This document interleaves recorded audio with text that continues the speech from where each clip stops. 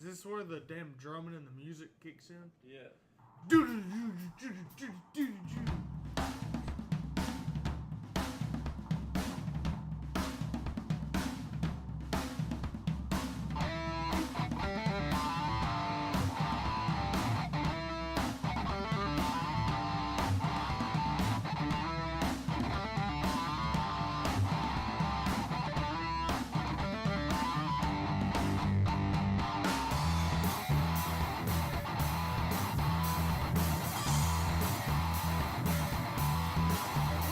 What is going on, everybody? Hello and welcome to On the Pipe podcast presented by none other than Yamaha Motorcycles. Thanks for being here. Thanks for joining us coming off of an excellent weekend of racing. The season finale of GNCC happened this past weekend. Also, NGPC out on the West Coast. We're going to talk about both of those here in a couple of moments. But today is Tuesday, October 28th, 2025, years after zero. I'm your host, as always, Tyler Shepardson.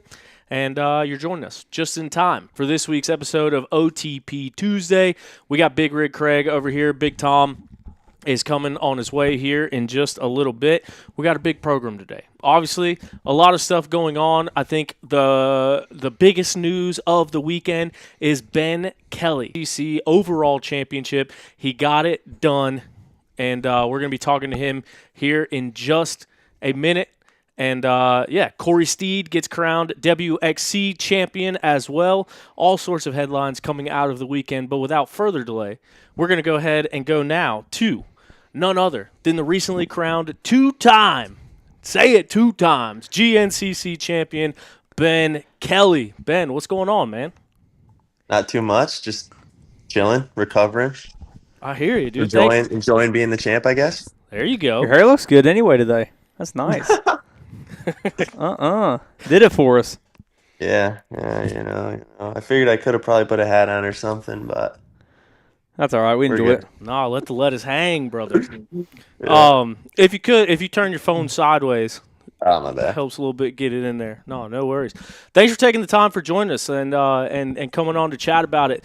Dude, what a crazy few weeks it's been. What a crazy post-summer break it's been. Came down to the wire, but has it sank in yet? Today's Tuesday. We're 2 days removed. You are the first two-time champion other than Caleb Russell since 2012. 13 years it took for someone to win a second one. Has it sunk in yet, man? How's it feel? Yeah, it's definitely sunk in. Definitely pretty crazy. Super proud of the effort for sure. And to be two-time champ, especially after the past few years I've had after winning my first one. But yeah, pretty cool. Put my name on the record books again and just, you know, I don't know. Like I said, after all these injuries, it's good to get the job done again and do it for KTM since they've backed me through all those years of injury. Heck yeah. And after that first one, dude, you came out swinging 6-0 to start the next year, end up going down with the leg injury. Is he going to make it back after summer break? Is he not? We keep talking about it. If you could come on and make another run at it, and then ended up getting another surgery, I think, that year. But is it relieving to kind of get this one, like a little bit of redemption from that season and kind of get back to that top step?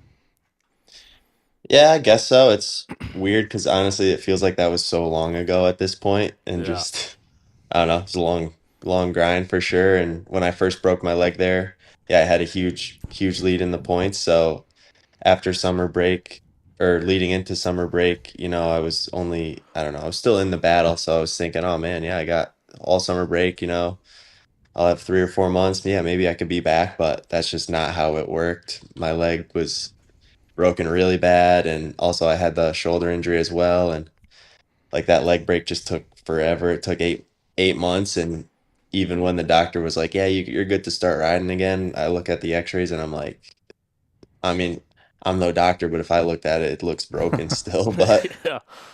and it still hurts like hell to walk, to bike, to do anything, let alone ride a dirt bike. And I don't think many people know how gnarly it is to ride a dirt bike. And even us, like we don't know until like how much abuse like our joints and bones and how much we can like take until like it's taken away from you. So yeah, it was gnarly. And like I said, whatever, I was just gonna go into that 2023 season and try to get it done. But yeah, injuries just continued on, and those were the cards I was dealt. Dude, and yeah, real quick, I did my tib fib, I think 6-7 months before yours, and it's like you hear the chatter, and it's like, man, it sounds great in theory, but my leg still gives me trouble now, and I'm not racing dirt bikes professionally. Yeah. So it's a Yeah, gnarly one for sure. yeah, it's definitely gnarly. Like nowadays, when people break their femurs, it's like, oh yeah, all right, that's a good thing. You got all that muscle around. It'll heal fast. You see people come back from that in 3 months. But yeah, something about the lower leg. I don't know. Just yeah, it doesn't get as much blood flow or something. Just makes it tough. And I mean, luckily now my leg is pretty good. My leg is solid. Like I don't really have any issues with it.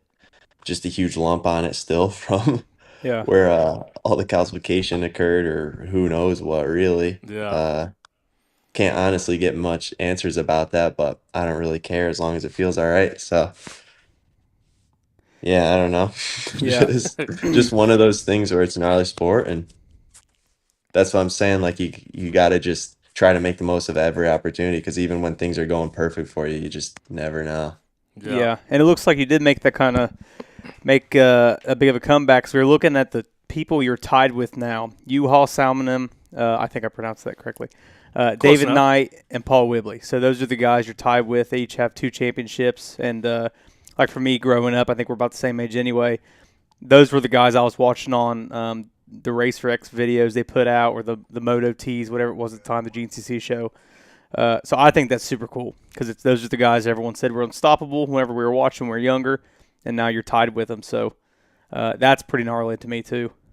Yeah, for sure. I'm pumped on that. Even back in 2022 when I went on that win streak, like I'm tied for the most consecutive wins with David Knight and Juha for 6, which is pretty cool because yeah, those are guys I've looked up to, and even Antti, like who was our team manager back then, he was Juha's mechanic for a time. So like that's just a cool coincidence, and yeah, something to be proud of, and yeah, I mean it's cool. Pumped for sure. Like you said, those are guys I've looked up to, and seen like old DVD videos of racing 6 days, and then even GNCC. Like back then, it was like European guys would come in, race GNCC for 2 years, sweep up and then head out. But it's cool now.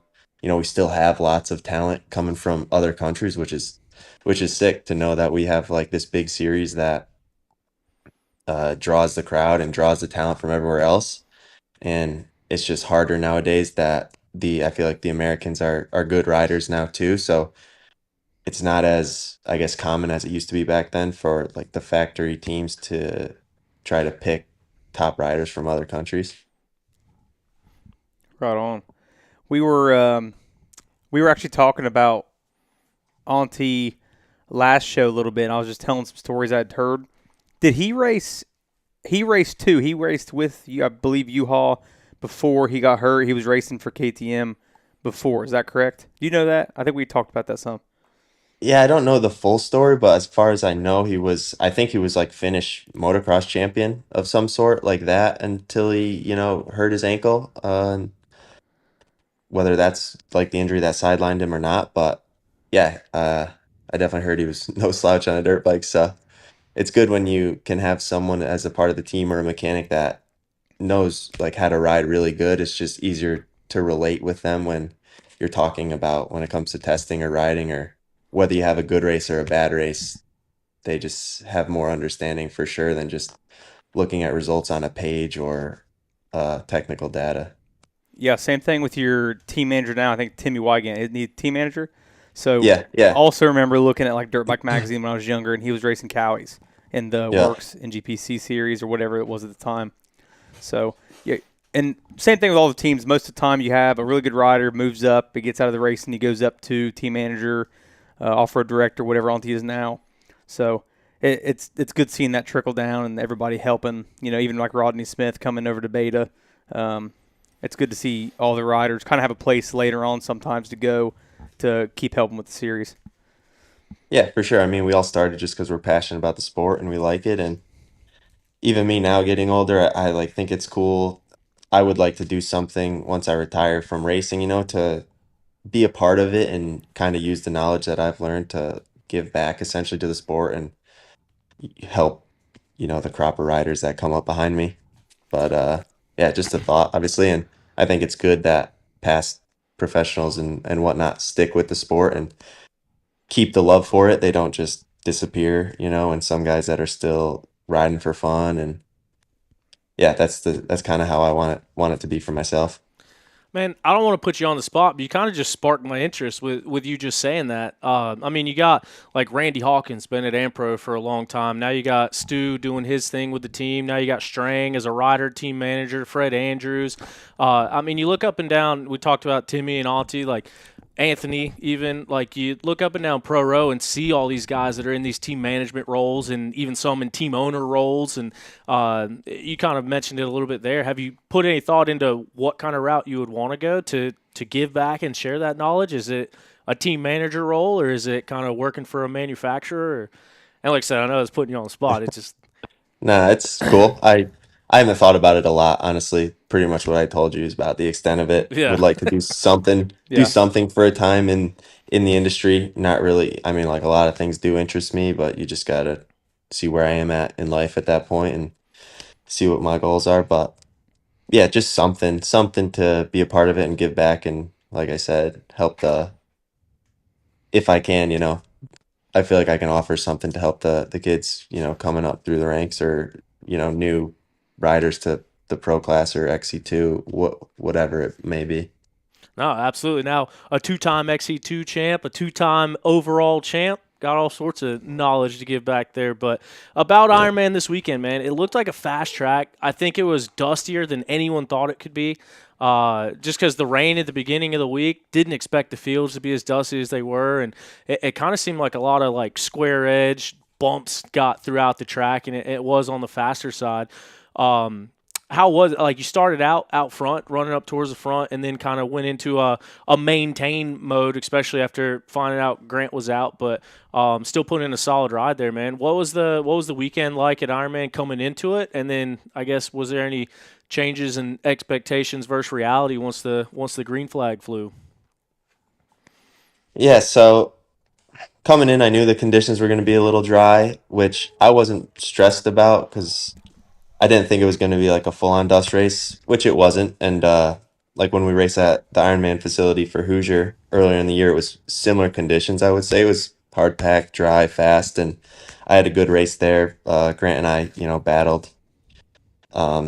So I had a good feeling coming into it, and after running up front at the Penton and then making some mistakes and not having a good race, but then coming off the line and seeing Grant there under the rig, wrapped up, and I was like, damn. And so kind of had some luck there, unfortunately, for him.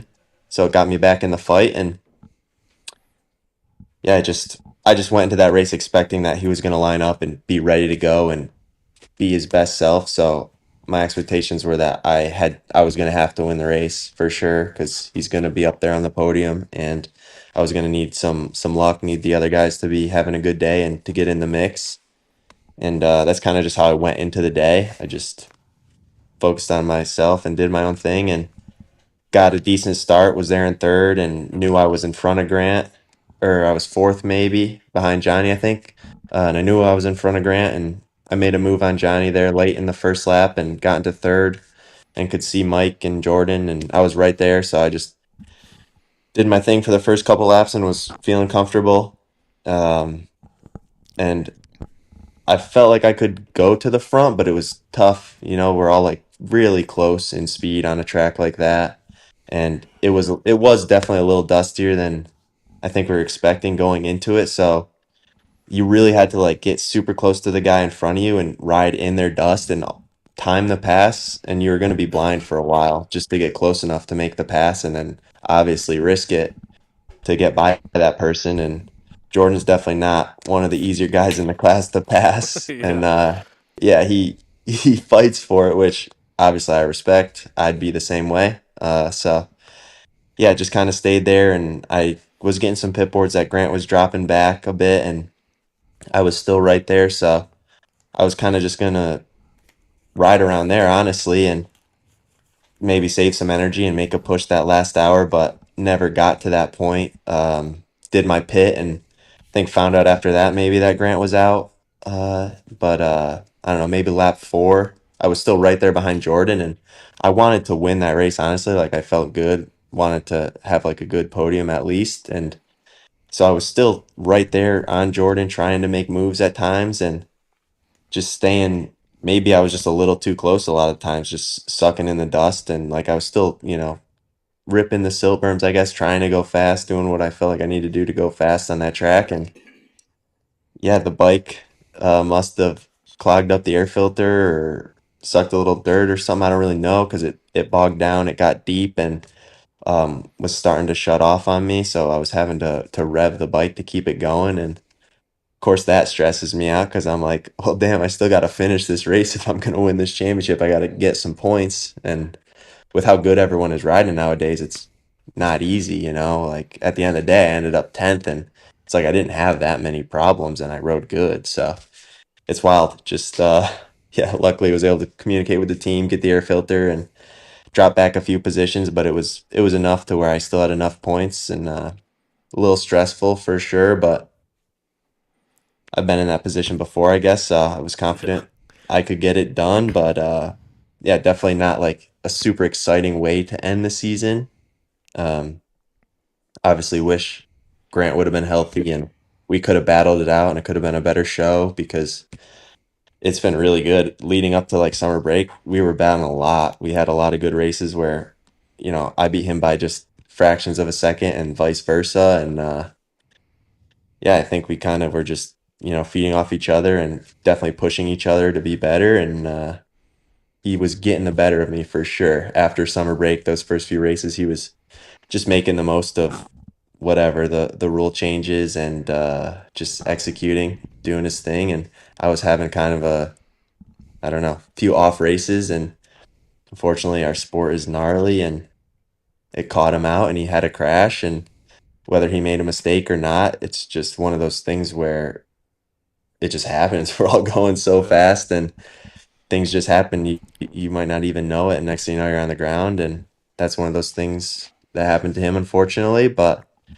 he's super young, and I know he'll bounce back, and we'll be battling for years to come, hopefully. And hopefully I can be better and stay up it there in the mix. And yeah, still at the end of the day, I had a really good season, and like I said, the first 3 quarters of it was really good. Last 4 races, so not the best, but did what I needed to do, played it smart, and got the championship. So can't be mad at all. Yeah, no, for sure. And so you said a lot of things. There's so many questions that I Yeah, have. there's too much to talk about.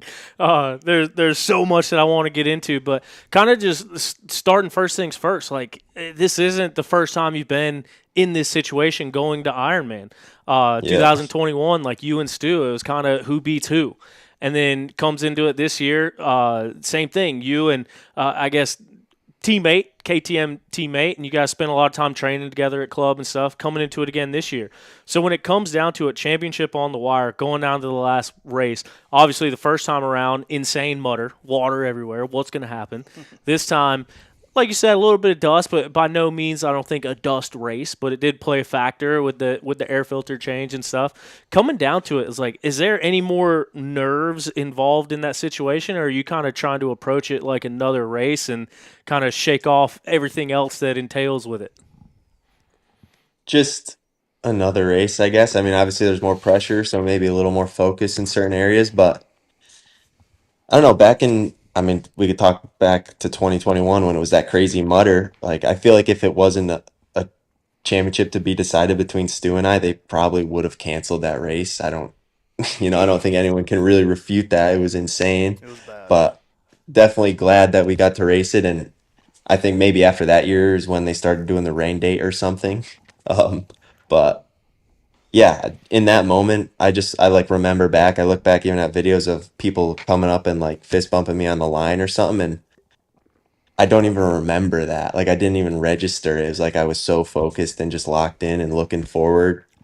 It's like I was like looking through those people, and even now this year too, like I just like had a calm about myself all weekend. I don't know why. Just like never had a doubt. Same with back then when I battled with Stu and I had a lead and then he just chipped away at it that whole year and then even caught the lead at times and then I wrestled it back. I know I just never had a doubt. I just was confident I would get it done, I guess. And I had that going into this weekend for some reason, just the same thing. Just felt calm, like slept good Friday and Saturday night and it just I don't know, just worked out. Like I said, I don't know, something about it. I'm just pretty good under pressure, I guess, or something, or just don't let things get to me. Just I don't know. When things happen, I'm just not like a frantic person to freak out in general. So I just kind of when things happen, I just work the steps and I just try to solve the problem. So Yeah. I think the yeah. kids call it having that dog in them. I think that's what they're saying nowadays. Just being a I don't know. badass son of a bitch. That's when you just fight to the end, I guess. Oh yeah. No, it's cool because I see your dad a lot on the track. So, like, I always, like, when I'm riding around filming, like, every time I see him, it's, like, always checking in, like, thumbs up, like, looking good. Like, it's funny kind of progressing throughout the race and having him there chasing you around and stuff. But you kind of talk about this year and kind of going back and forth, and the lead change has changed a few times. And I think the biggest difference now over the past 2 seasons, we've never seen XC2 riders getting in the mix like they are right now. Yeah. And that became a big part of this whole overall points deciding the thing or the championships and all that. So this year you got 5 XC1 wins, 2 of those being overalls. So what's the different dynamic with this year, knowing that you're kind of racing the ghost of the whole second row and not being able to physically have them on track, and then summer break kind of messed around, put everyone everywhere and tried a few different things. But how much of a different dynamic is that when you're holding that number 1 plate and you're out in front and you're leading XC1, but you have no idea what the time is other than pit boards and people telling you? Yeah, it's definitely strange, I guess, something new, but nothing I was really worried about. Just like I said, I just kind of go out there and I race the track every time. Obviously, there's like some tactics you have when you're racing against people, but like I just mainly focus on racing the track and going as fast as I can around that track for 3 hours. It's easy to like worry about too many other people, but it's simple. Like they say, you can't control what other people do. You can only control what you can control. So that's what I focus on. And I don't know. Just kind of talked to the team, I guess, once we kind of knew that the XC2 guys were going to be there till the end. Just added it to the plan to keep tabs on them, and that's kind of what we did. For sure, at the mud races, being on the second row is a little bit of an advantage because we're breaking the line in. But then again, at a dust race, it's for sure a disadvantage to be on the second row. So kind of, I feel like at the end of the season, it all works out to where it just evens out. It just so happened we had a lot of mud races at the beginning of this year, and then also that, the top 5 or so XC2 guys, especially the top 3 with Grant, Cody, and Gus, they showed they could be on the overall podium and win races. So they've really stepped the game up, and they're just good. I feel like they're just good riders at this point, and with the sport of GNCC growing and the manufacturers having more support, it just makes it more of a professional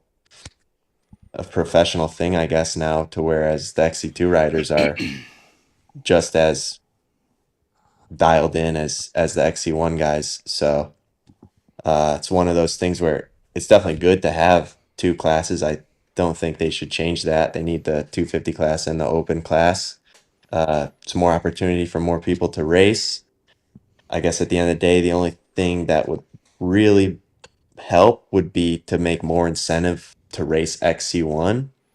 That way people are enticed to move up, where right now there's not really much enticing you to move up, similar to like Supercross, motocross, where they have older guys in the 250 class. It's just, yeah, you're going to make more money to be a top 3 XC2 guy than you are to be a 4th or 5th place XC1 guy. So it's kind of a no-brainer. It's one of those things you got to do what makes sense financially for yourself. And obviously everyone wants to be XC1 and be at the top. So the goal is to, win XC2 obviously and move up.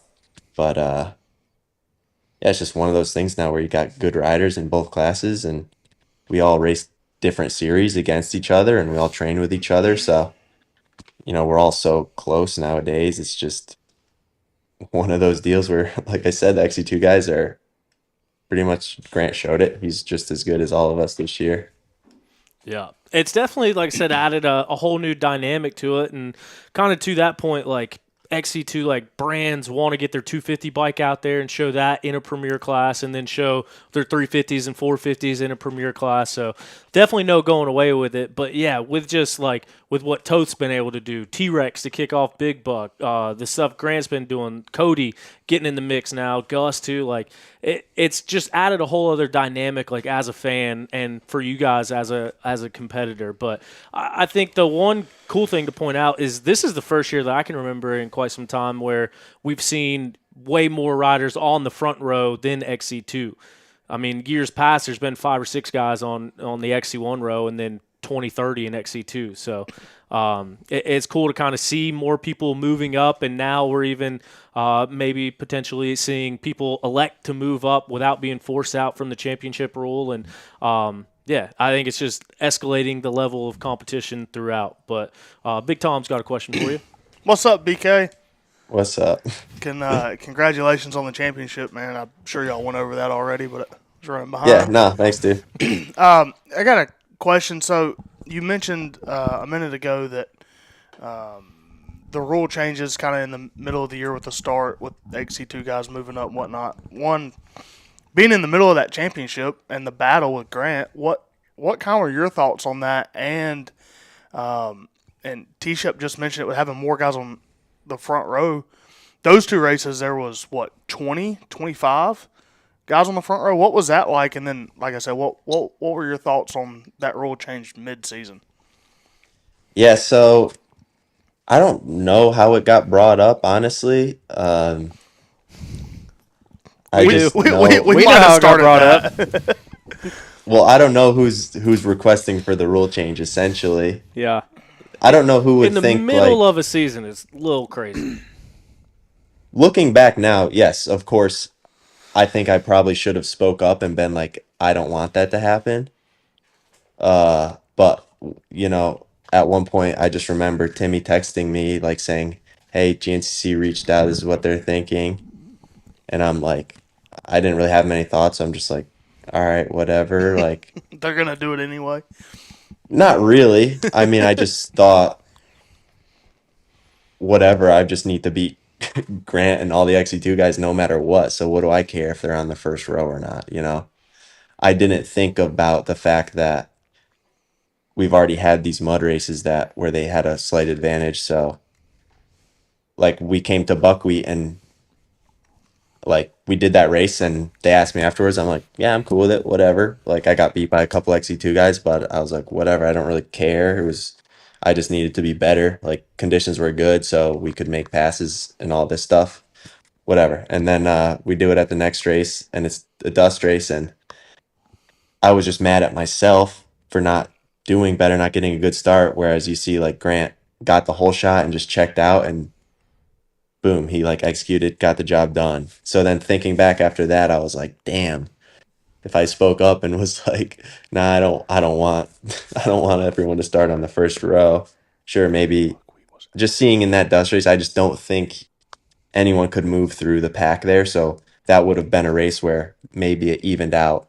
But who knows? That's what you can't go back and change what happened. All I know is I don't know why people would think going to the front row would make it harder, you know, because the way I look at it, or make it harder on Grant is what I'm trying to say. Like starting on the second row is only an advantage at a mud race. And it's not even that big of, it's not like a massive advantage because once he catches XC1 guys, he still has to pass all of them. So it's not crazy. It's not like it's handing him the race, you know? And then, so like me looking at it, once we got late into the season, I knew the overall championship was Grant's goal. So he's going to try to wrap up XC2 as soon as he can so he can move up to XC1 and start on the front row because that's going to give him the best chance to win the overall championship. So putting them on the front row early is just essentially expediting that. So I don't know. I don't know how it got brought up. I don't know who was complaining and wanting XC2 on the front row, and then I don't know who was complaining and wanting them put back to 2 rows.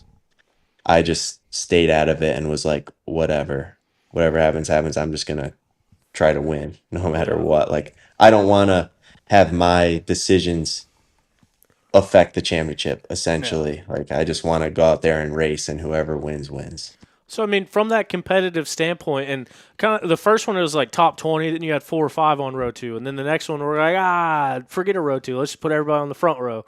And then the next one. Well, just because you got 4 guys on row 2, it's like, what's the point of that? Yeah. So I understand. But. Yeah, move them up. But that was kind of goofy looking. But then you got a dust race, and whoever gets a bad start is going to be 2 minutes back, 2 miles into the race. Yeah. Like Beckley, there was no passing. It was pretty much where you started is where you finished. Yeah. But from a competitive standpoint, I guess,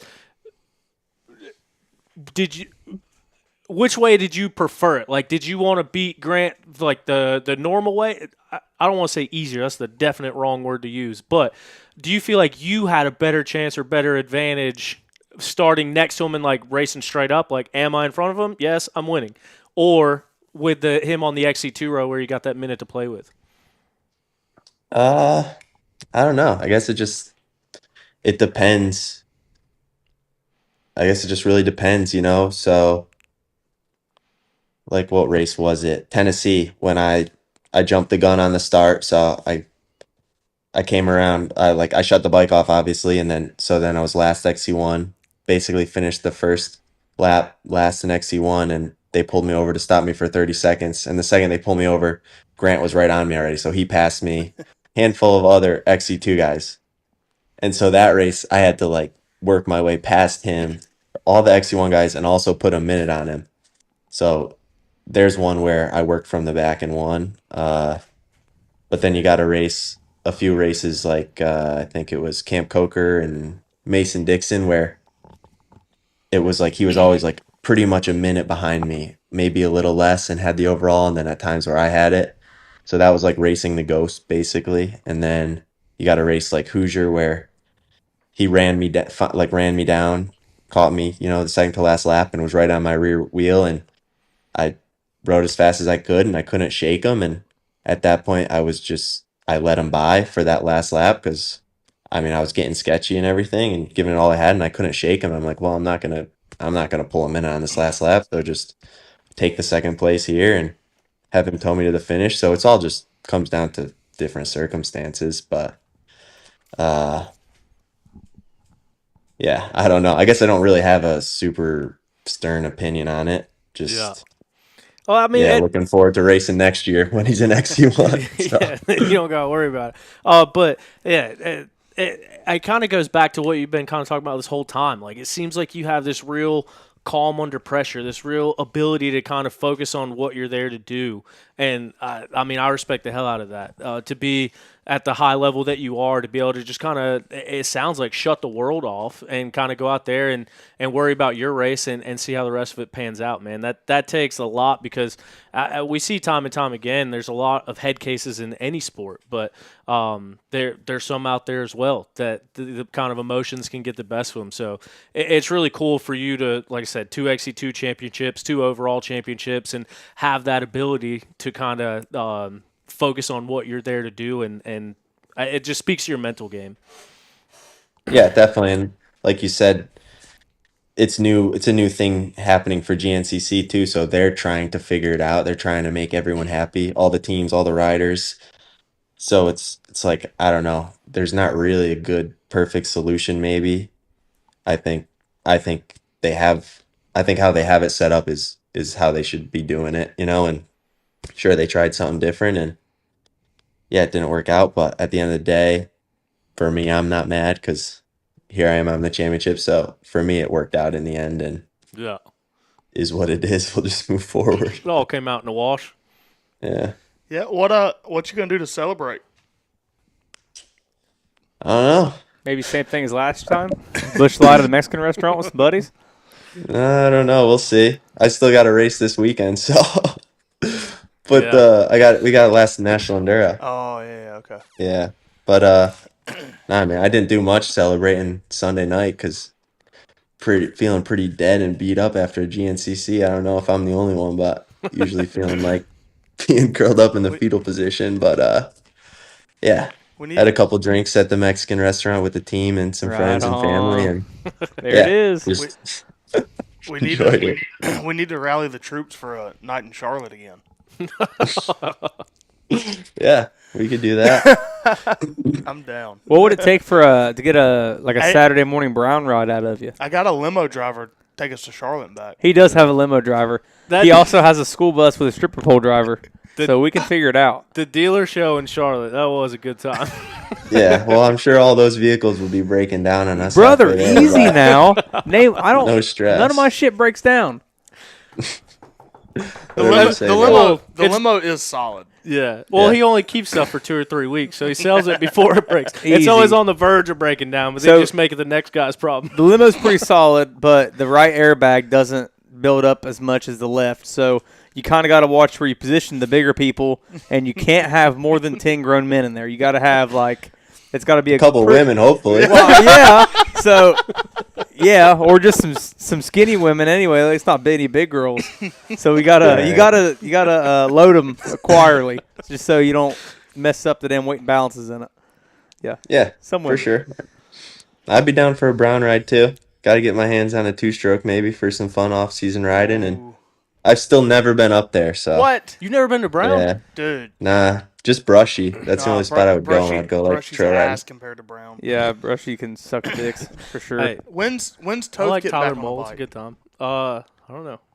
You know? You two would know. I don't know. I saw him recently, and he mentioned off-season riding at Brown as well. So I think he's got his mind set up on riding this. I don't know, November, you December or talking about? something. We Who went knows? we went last December with him up there and had a good day. Oh, he's got a 300 for you. You can ride it too. No. I've seen his garage. He's got a little bit of everything. He said his 2-stroke for the winners, that 03 KX from Jake, the one I saw Yeah. Jake. He said He was going through it actually a couple weeks ago. Yeah, he was trying to fit a fan, so he has a KX 250F fan. He was trying to put on there and it wouldn't fit, Yeah. so he got on Temu and got a medium-sized fan kit, and it's like this big. It's like the size of a damn maybe Just 2 gonna inches. kill the battery and Yeah, I that'll mean, be it. It's that's a all you hear. 03. You said it was a 03 125. 03 KX 250. Oh, they don't have a battery. He's gonna have to fab one up. He had it all figured out. He says. Can you not run that off the stator on a 2-stroke? You don't want to run it the whole time. I wouldn't think. You'd have a switch on the handlebar. Yeah, I'm not an electrician, bud. Anyway. Yeah, no idea. I got that old 125 now though, so Perfect. Hey, I could rip that up there. brown ride. But no, I got it. Down. Maybe I'll get my hands on a 300 2-stroke. I've been saying that for years. Yeah. It's probably my hands You just down won a championship. favorite I bet all-around they'd bike. let you borrow one, and if they wouldn't, you got bigger issues on your end. Champ gets what the champ wants. Nah, for sure. We'll see. Right on. Sweet. Yeah. What No, about that the would be off season? Like, are you're still at club for the off season then? I mean, I'll be around North Carolina area most likely. Is that where you're at now, Hanging or are out. you up north? Yeah, no, North Carolina.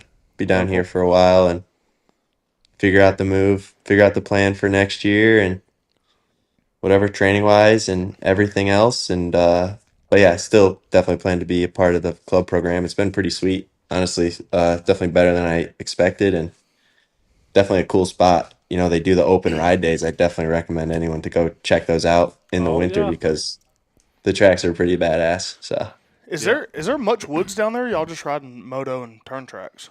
nah, they got a good portion of woods for us. You know, we got a bunch of different loops out there, like shorter ones, you know, 2 to 5 minutes, but Beat the shit. we could tie it all together. It could be like 10 minutes or so. So, I mean, that's pretty solid. All of it's beat to hell. Oh, yeah, it is. Do you guys ever have They've any taken the moto skid guys? steers out there once for us, but it's rough. It's rutted, but it's fun to ride, honestly. Do you guys ever have any you- moto guys go out there and try to jump in with you, and like vice versa, you jump in with some of the guys riding some moto and some turn tracks on the sand loop? Yeah. I mean, we ride with the moto guys a lot on the sand tracks and the moto tracks, and surprisingly, they've gone out there in the woods. Never when I've been there, but they've gone out there and they've done some riding. I'm not sure if it's the pro guys or the amateur guys, but yeah, they go out there and do some riding, and yeah, I'm sure some of them are pretty good. Some of them are like we're woods guys, you know. So kind of cool. That Mason Rayner kid who used to always race GNCCs down there, like training for moto and Supercross. So Yeah, he races Yes, like the full pretty gases cool. and stuff. So he still rides some off road. Yeah. They wait till you guys are gone, go down there and stretch your legs a little bit, see how it feels. yeah, So wait, you're in North Carolina now? How far from club are you? I'm just hanging out near the lake at my girlfriend's place, and so it's nice. It's not far from club, so Gotcha. What lake? yeah. You don't want to know, bro. You're over at Lake Norman? Go ahead and just screenshot us your GPS coordinates right now. No. I'm just kidding. No, just you said North Carolina, so I was like, oh dang, I didn't realize you were up this way. But Yeah, no, just around Lake Norman, you know, the Charlotte area. It's kind of always where I've been when I've been down here, you know, like Hickory is similar, and then over near Caleb. So do you like stay in a if I'm not in camper out at Connecticut, I'm your over club? here. No, just been in like an apartment that they got there, and Oh, okay. When's the last Kinda time was you were one of down those- there? You, T-shirt. So Because Ben- they got houses everywhere. yeah, Ben Graves is a good buddy of mine, and we kind of talked about coming down and doing some filming, and then everything got away from me this year. But yeah, it's been a while since I went to club. But yeah, they were building houses and cabins and stuff all over the place. They're doing a lot down Yeah. there. for sure. I mean, it's its own little compound, which is kind of how it needs to be, and you know, it's a there's- good spot if you're trying to race dirt bikes. There's But nothing else down there. no, I mean, No. how can you? But it's a dirt bike facility. Like Yeah. it's got to be in the middle of nowhere. Otherwise, noise complaints and it'll get shut down. So it's kind of one of those double-edged swords. You know, you got to sacrifice to go down there and do the work, and then if you want to live in town or something, you're gonna have to commute. Yeah. It is what it is. Straight Is down it Sand 74? Hills? What was the old moto Sand track? Hills. We went Yeah, down to Sand Sand Hills. Hills. We left Ohio in like 2013 and went down there for a weekend. And my buddy got his tailgate stolen off his Power Stroke. It was like they Hey, couldn't steal anything it might else. still be on that property. Then they got a few things on that Sand Hills property, but that moto track is still there. It's all overgrown, obviously, but kind of funny story. Like the owner let us rip up his cow pasture, kind of leading up to 6 days for some like grass track practice. So Sweet. Sick. That's gnarly. Yeah, they went through and cleared out old sand thrills. It's been years ago now, but they like redid it and like prepped everything and cut all the weeds down, and then people were riding out there for like a few weeks, and then it just got overgrown again. But it was a fun couple Yeah. weeks there. Zacho's Sand Thrills legend. We were talking about that this weekend. Yeah. But yeah, no. Like I said, appreciate you coming on. I don't want to take up the rest of your night. I didn't realize you were damn Lake Norman. We could walk outside and yell, and you'd probably hear us. But appreciate you coming on. I didn't know you guys were up this way now. Yeah, Oh, I'm yeah. right in Denver, The Dirty D. Okay, nice. down the road from Palmer's and the Beta Shop and all that. So All right, nice. Yeah, I'll get out my paddleboard. I'll start heading that way. all right, cool. Less traffic on the lake. We'll meet you soon. It Shit, might be a yeah. little chilly, but Hey, Tom's got a boat. He'll come pick you up. Yeah, Wow. good deal. well, sweet. I guess when you look back at this year, second championship, getting it done. What's going to be your overall sentiment when you look back at this year? Like, what was the 2025 race season for you as a whole? Honestly, just it felt like a comeback season for sure. I still don't feel like I'm, at my new full potential, I guess you could call it. After all these injuries and stuff, you just figure out what your new normal is, and I don't feel like I'm there yet. But yeah, it's been, good to just have an off season, get through the full season, and have some just deal with the ups and downs again of racing and training full time. So yeah, just feels like the start of a comeback. Ooh, them boys better watch out.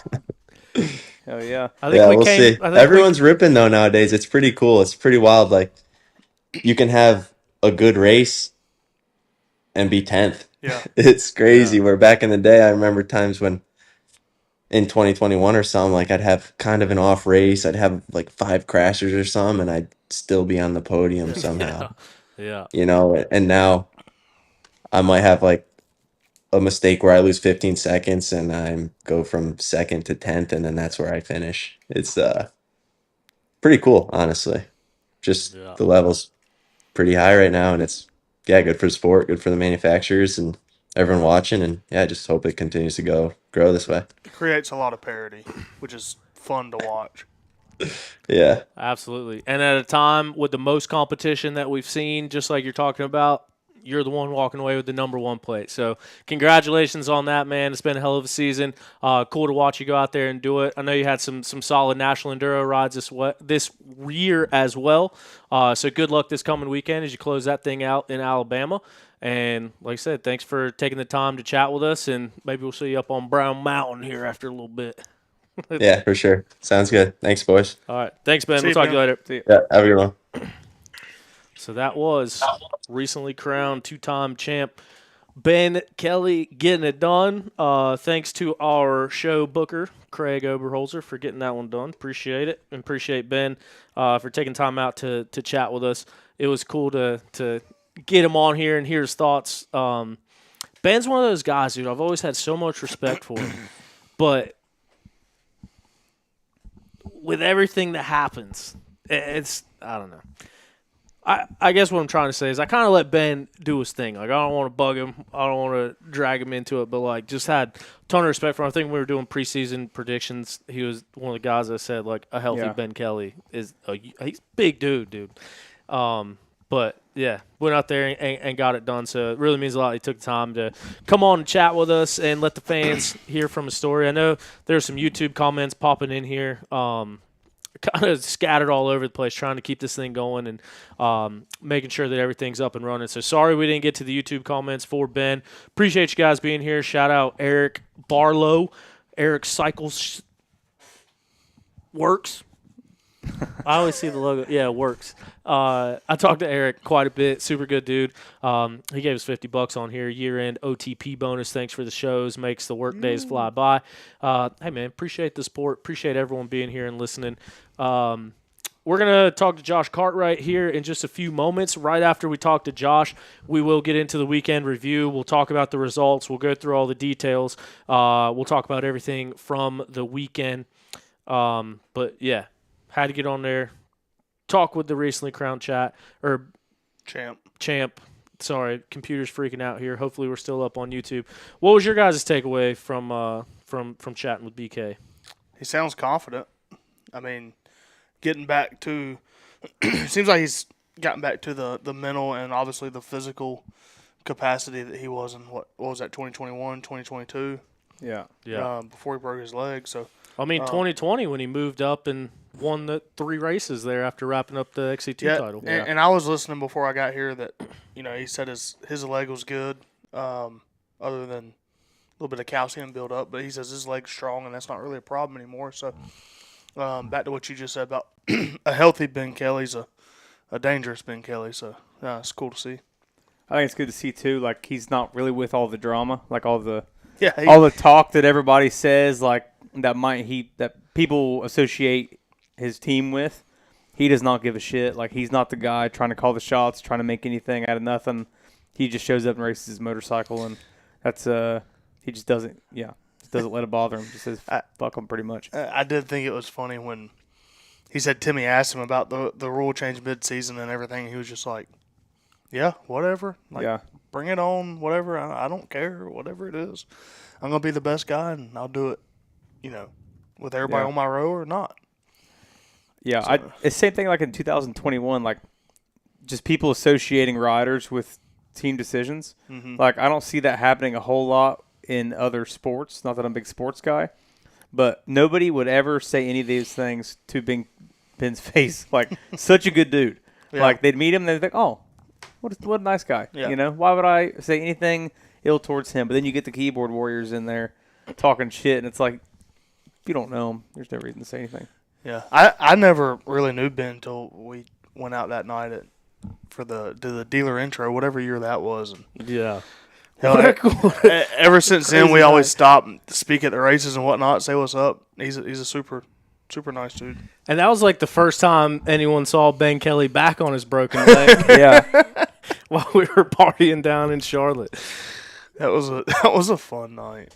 What happened that night? We've talked about that too much on there. Yeah. Oh, you don't want to talk about it no more because I'll start telling people shit. Easy. And you will be mad as hell. Easy. We got Logan Carr now in the chat. Also, kind of breaking news. I haven't been able to pull up the thing, but speaking of that night in Charlotte, that was the night that I accidentally sliced Thad Duvall's face open with a broken beer bottle that Ben Kelley broke. I told you there's a lot that happened that night. Yeah, we don't go into details. We got to keep some things private. But Ben Kelley did break my beer bottle, and Thad Duvall did put that beer bottle in his mouth, slice his face open. So sorry about that. But who said it in the chat here? Chance Pickens Media kind of mentioned it in here that Thad made an announcement. We'll read this real quick, and then we'll get Cartwright on the phone. Thad Duvall, 2025. Ain't gonna lie, I was mentally tough, but I woke up every day and busted my ass, even if things were never going right. Couple good rides, couple bad rides, couple rider error, couple bike failure. But I'll take full responsibility that I sucked this year, but you know what? I still enjoyed every minute of it that I got to be out there. I helped build an amazing team with Racecraft Racing and had the pleasure to work with amazing people that look after Jacoby like their own. Cannot wait for what's to come with that team, and I hope I'm around to watch it grow for many years. We'll skip over some of it. Got to watch my kid grind it out beside some of the fastest dudes around day in, day out. Awesome to see Jacoby doing that. But then at the end here, lastly, 2006 will probably be my 26. last. That's what I said. 2006. Oh. Yeah, 2006, I think he was like 5 years in already. 2026 will probably be my last ride. I'm grateful for another chance with Racecraft Race Team for next year. Cheers to one more. See you at the races. So now a little bit of breaking news. Thad Duvall, always been one of my favorite guys in sport. He was the first guy that ever stood up for me in this whole media world, calling out people stealing my photos. 2016. So I'll be forever grateful for him for that, but also getting to know him a lot better during the full gas days and having him out there. Obviously, he brings his whole family along, Maggie and Jacoby. Jacoby winning a championship of his own this year. To filming him breaking his neck at Camp Coker. Just been all over the place. So cool to see Thad kind of go out there and get a retirement run. Some guys get forced into retirement, whether it be via injury, whether it be via not being able to find another ride to keep going. So it's really cool to see Thad be able to get that opportunity to have that farewell tour. So I guess 2026 will be a year of really showing the love for old Josh String and Thad Duvall. I don't know. Josh has talked about it on here, but wanted to end with year 20. So next year will be year 20 for Strang, and he's in that team manager role. But now Thad Duvall kind of getting that opportunity to kind of I like that. You get to know, hey, this is my last big buck. This is my last Ironman, and kind of soak in that moment. Well, and you mentioned, getting injured and not being able to come back, or losing a ride, not getting a ride back, and Thad's been close to that many times. So to get to see him do it his way and call that shot, not have somebody call it for him, it's pretty damn cool. So, yeah. Especially for him, because he's been through the ringer for sure. Yeah. So, but be cool to see him come back and have a solid year. Like it. I mean, he ran up front Sunday. I'm sure we'll talk about it in a little bit, but yeah. And then it's just. He's had a bunch of races this year where he's been in the mix. And it just seems like something always happens, which it do be that way sometimes. But yeah, he's one of those guys we kind of talked about on here before. Like, for me, he's on that short list of greatest riders to never win that overall championship. I mean, we saw him. They had to slow him down from B class back in the day to not get on the overall podium, because then he wouldn't be able to race B class anymore. And then the battles that he had with Caleb Russell, and throughout those years, like, Thad and Caleb kind of put themselves on a different level, and he was the only guy beating Caleb straight up. And yeah, it'll be sad to see him go, but he's part of that Racecraft race team. Maybe we'll see him step into a role. Maybe managing that team, or kind of getting an opportunity somewhere else. He definitely doesn't go anywhere. I was about to say, I don't see him getting away from racing. Yeah. Good. Yeah. But yeah, so like I said, we are going to get into the results of the weekend, talk about the highlights of the weekend here in a moment. But right now, we are going to potentially – oh, there we go. All right, so right after this, we'll get into the weekend, all that stuff going on. But this past weekend, we had another person that is familiar with the GNCCs. He was the 2009 85 12 to 13-year-old champion. Can't let people forget that. You know what I mean? And now he's made a career out of racing Supercross. And this past weekend, he came out and rode a Red Bear Rocky Mountain Racing Kawasaki in the XC1 class. Josh Cartwright. What's up, man? Welcome to the show. What's up? Thanks for having me.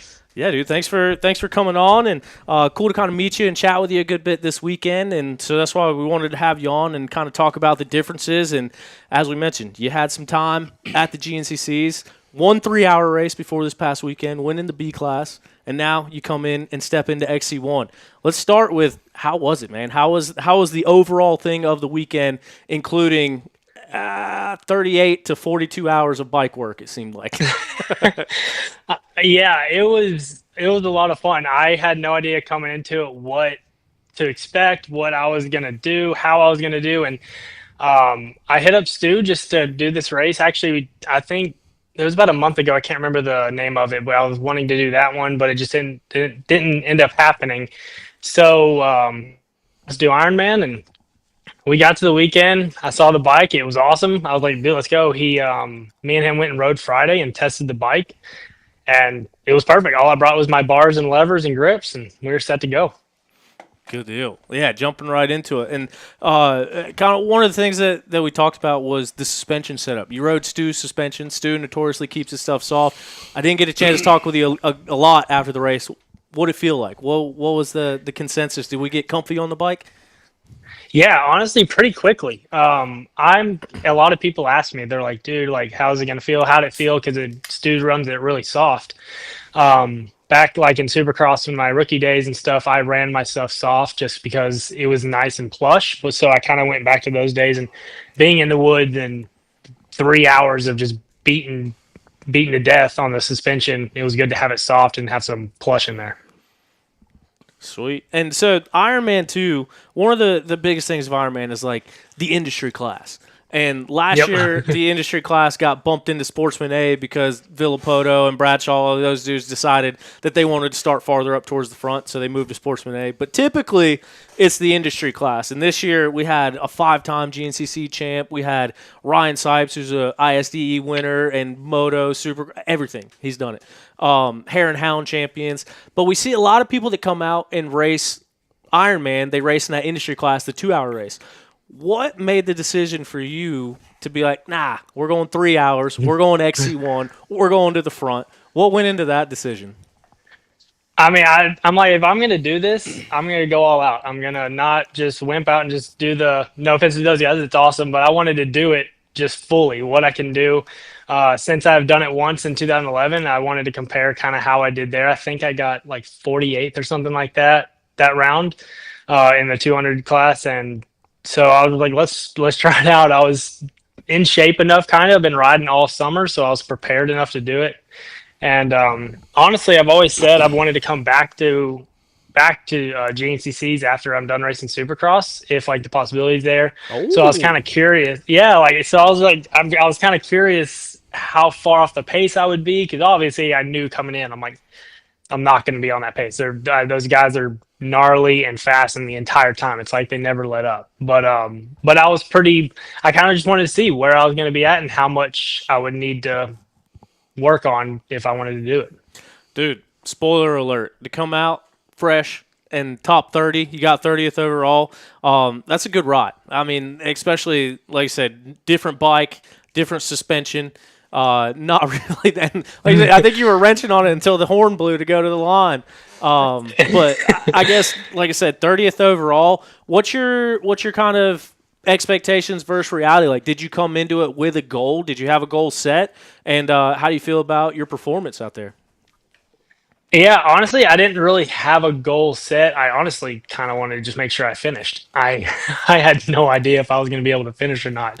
So once I came in and started riding, doing a couple laps, I stayed with the group about maybe the first half of the lap, and I obviously the dust was really hard because it was just unbelievably dusty. As soon as you got into a certain section, you had to wait 5 seconds. A lot of those guys were just sending it into it. I was just like, I don't feel like hitting a tree as many times as I'm probably already going to today.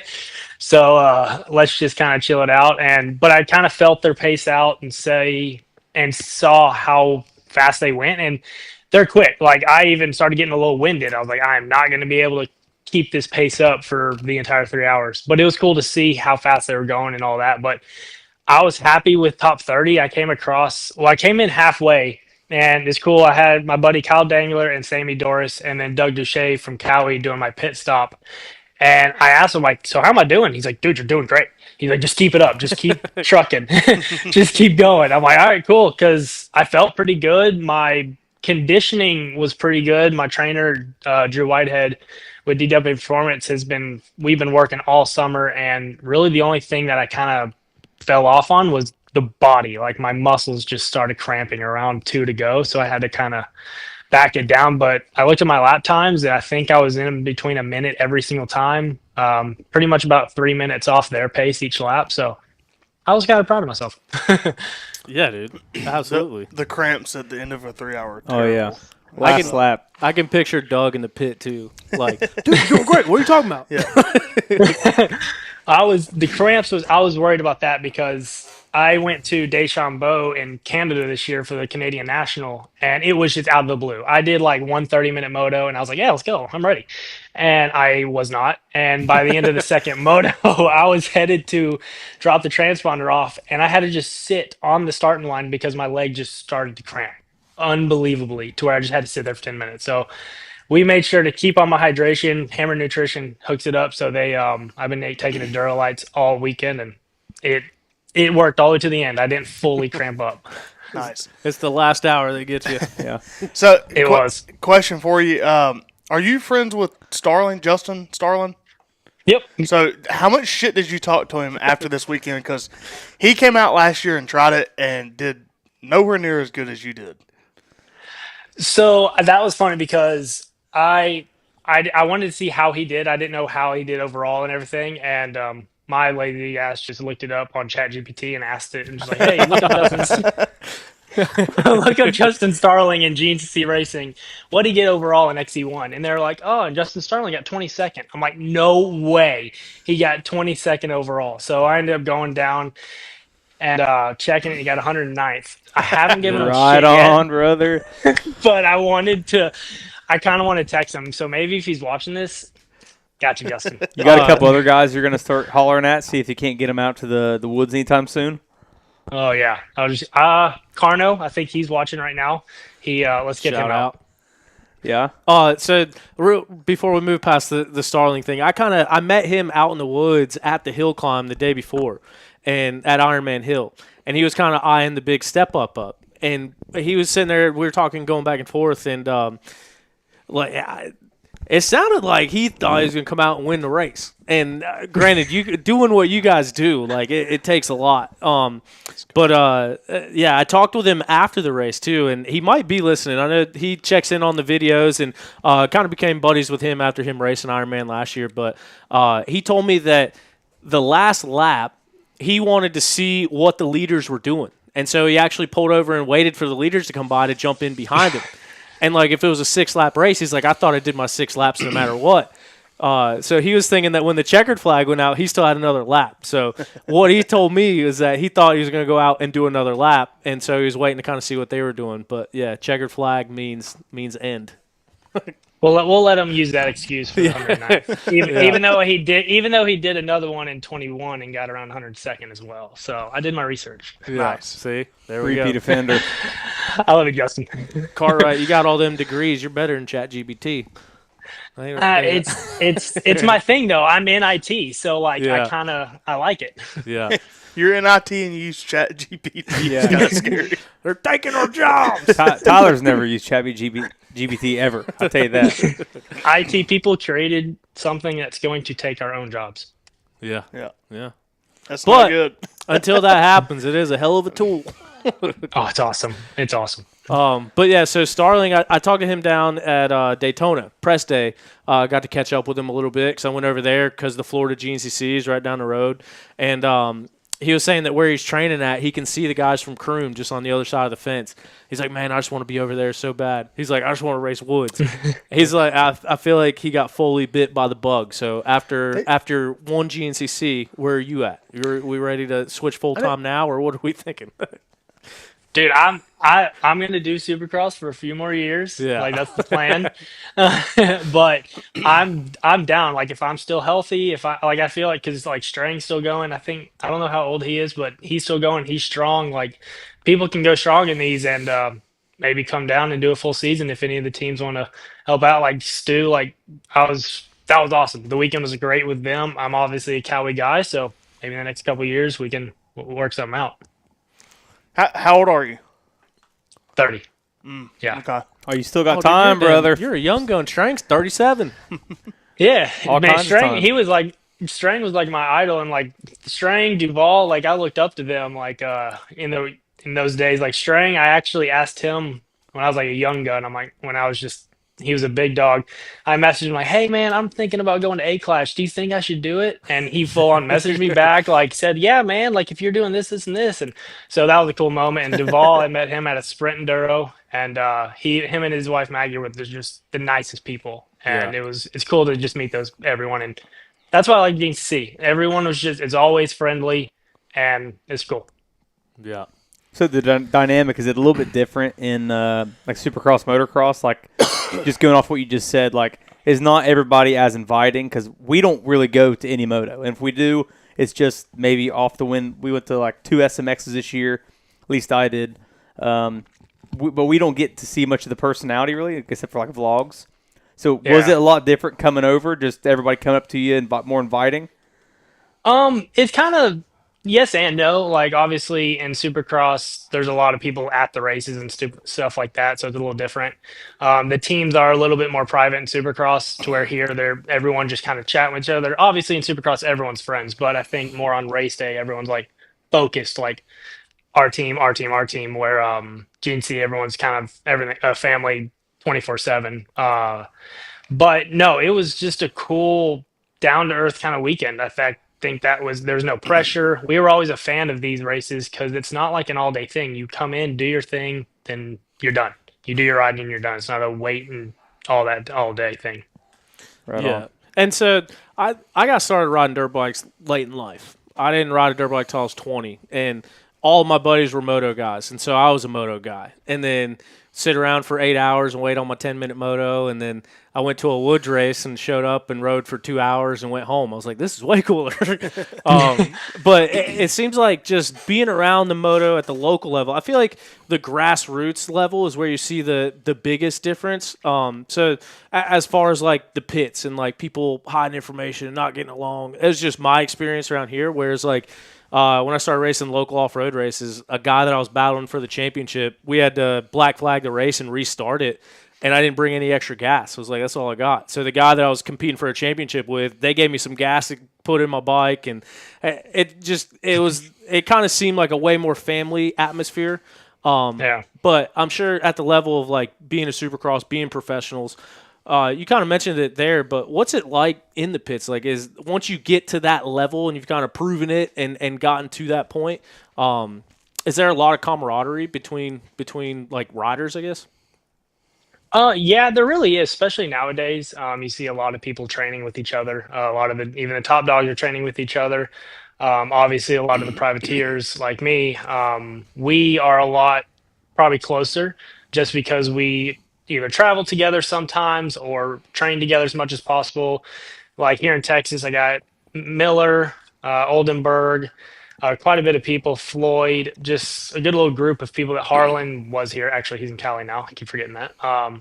But yeah, it's a cool camaraderie in Supercross, and I've been in it for a while, so I kind of know everyone in the industry as much as I can, and it's cool seeing the new people coming in and just getting their feet wet and everything, and I like it. It's kind of a cool, but jumping ship to GNCCs and all these different prospects, it's cool to see the difference in those kind of sports, but in our same kind of sport. Yeah. Yeah, right on. So for us right now, after this weekend, so National Enduro is this weekend in Alabama, and then we have a break, and then really the races don't start again until Sumter, which will be in February or January. What is your schedule looking like for the next little bit? Do you guys kind of start like a boot camp starting in December, or are you guys already getting stuff ready for January, or what's your plans? Yeah, so my plan right now is, so normally I'm in Texas right now for the whole season, but I'm doing something a little different where I'm going to MTF actually this coming up week, the weekend leaving to go there for a month, just to start training boot camp, getting ready for the season. Then I'll come back down. And I talked to Sipes. He and Josh Grant are doing this cool little boot camp thing at, I think it's Grant's Place somewhere near Panama City. It's like a Supercross boot camp for amateurs, and he's wanting pros to come out too. It's like December 9th through the 11th, I think. So I think I might stop by there on the way home back to Texas to get ready for the season. But yeah, right now I'm just building my program as well. I'm doing the season on my own. I'm going back to my kind of 2023 ways that I did when I had that awesome year. Kind of just no more teams. I'm 30 now, not like a 21-year-old kid trying to get a factory ride. I'm just doing this because I like riding my dirt bike, and I'm still decent at it enough to race. So might as well do it while I can, and I'm just going to build my program. The teams have been great. Like my team last year, the year in 24, when I had that year, it was an awesome team. It just I've learned that you just want to do it on your own and have fun with it more than it's a job, really. So that's the plan this year. That's awesome. And do you have a so we talked a little bit, you said you're in IT, you went to college. I followed you a little bit through your career, and I know you kind of did a little bit of a hiatus. You kind of went to school. I think you took a year off, if I'm true, or if I'm thinking right. So now with your season coming up and getting everything ready, do you still work a little bit too? Like you still have a job? You work in the IT? Yeah, I'm still full time. Yeah. Yeah, I'm still full time. I haven't stopped this whole entire time. That's kind of like, yeah, as you said, I went to school. It's kind of been my life, just kind of double majoring it.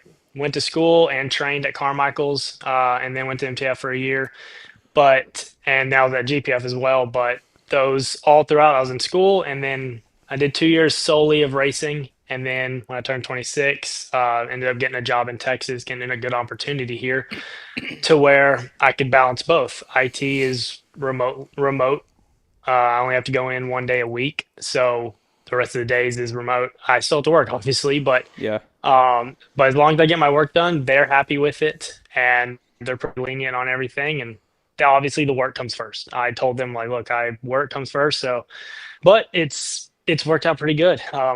Kind of my plan that I put together throughout my whole life by going to college, getting a degree, just because we know this sport doesn't pay as well as we want it to. There's just not as much money as there is in other sports, so we don't get the big bucks. So we knew that I wasn't a prodigy. I wasn't an Adam Cinderella. I wasn't any, those type of riders where they were going to be with someone. So we needed a backup plan, and it's working out pretty good. Dude, I couldn't imagine sitting in an office somewhere and get on a Zoom meeting with my IT guy, and it's Josh Cartwright racing Supercross this weekend. Like, Yeah, you make me feel lazy immediately. Holy shit. It's been pretty fun. My boss even said one time, he's like, I was at a bar and I looked up and saw your name on the screen.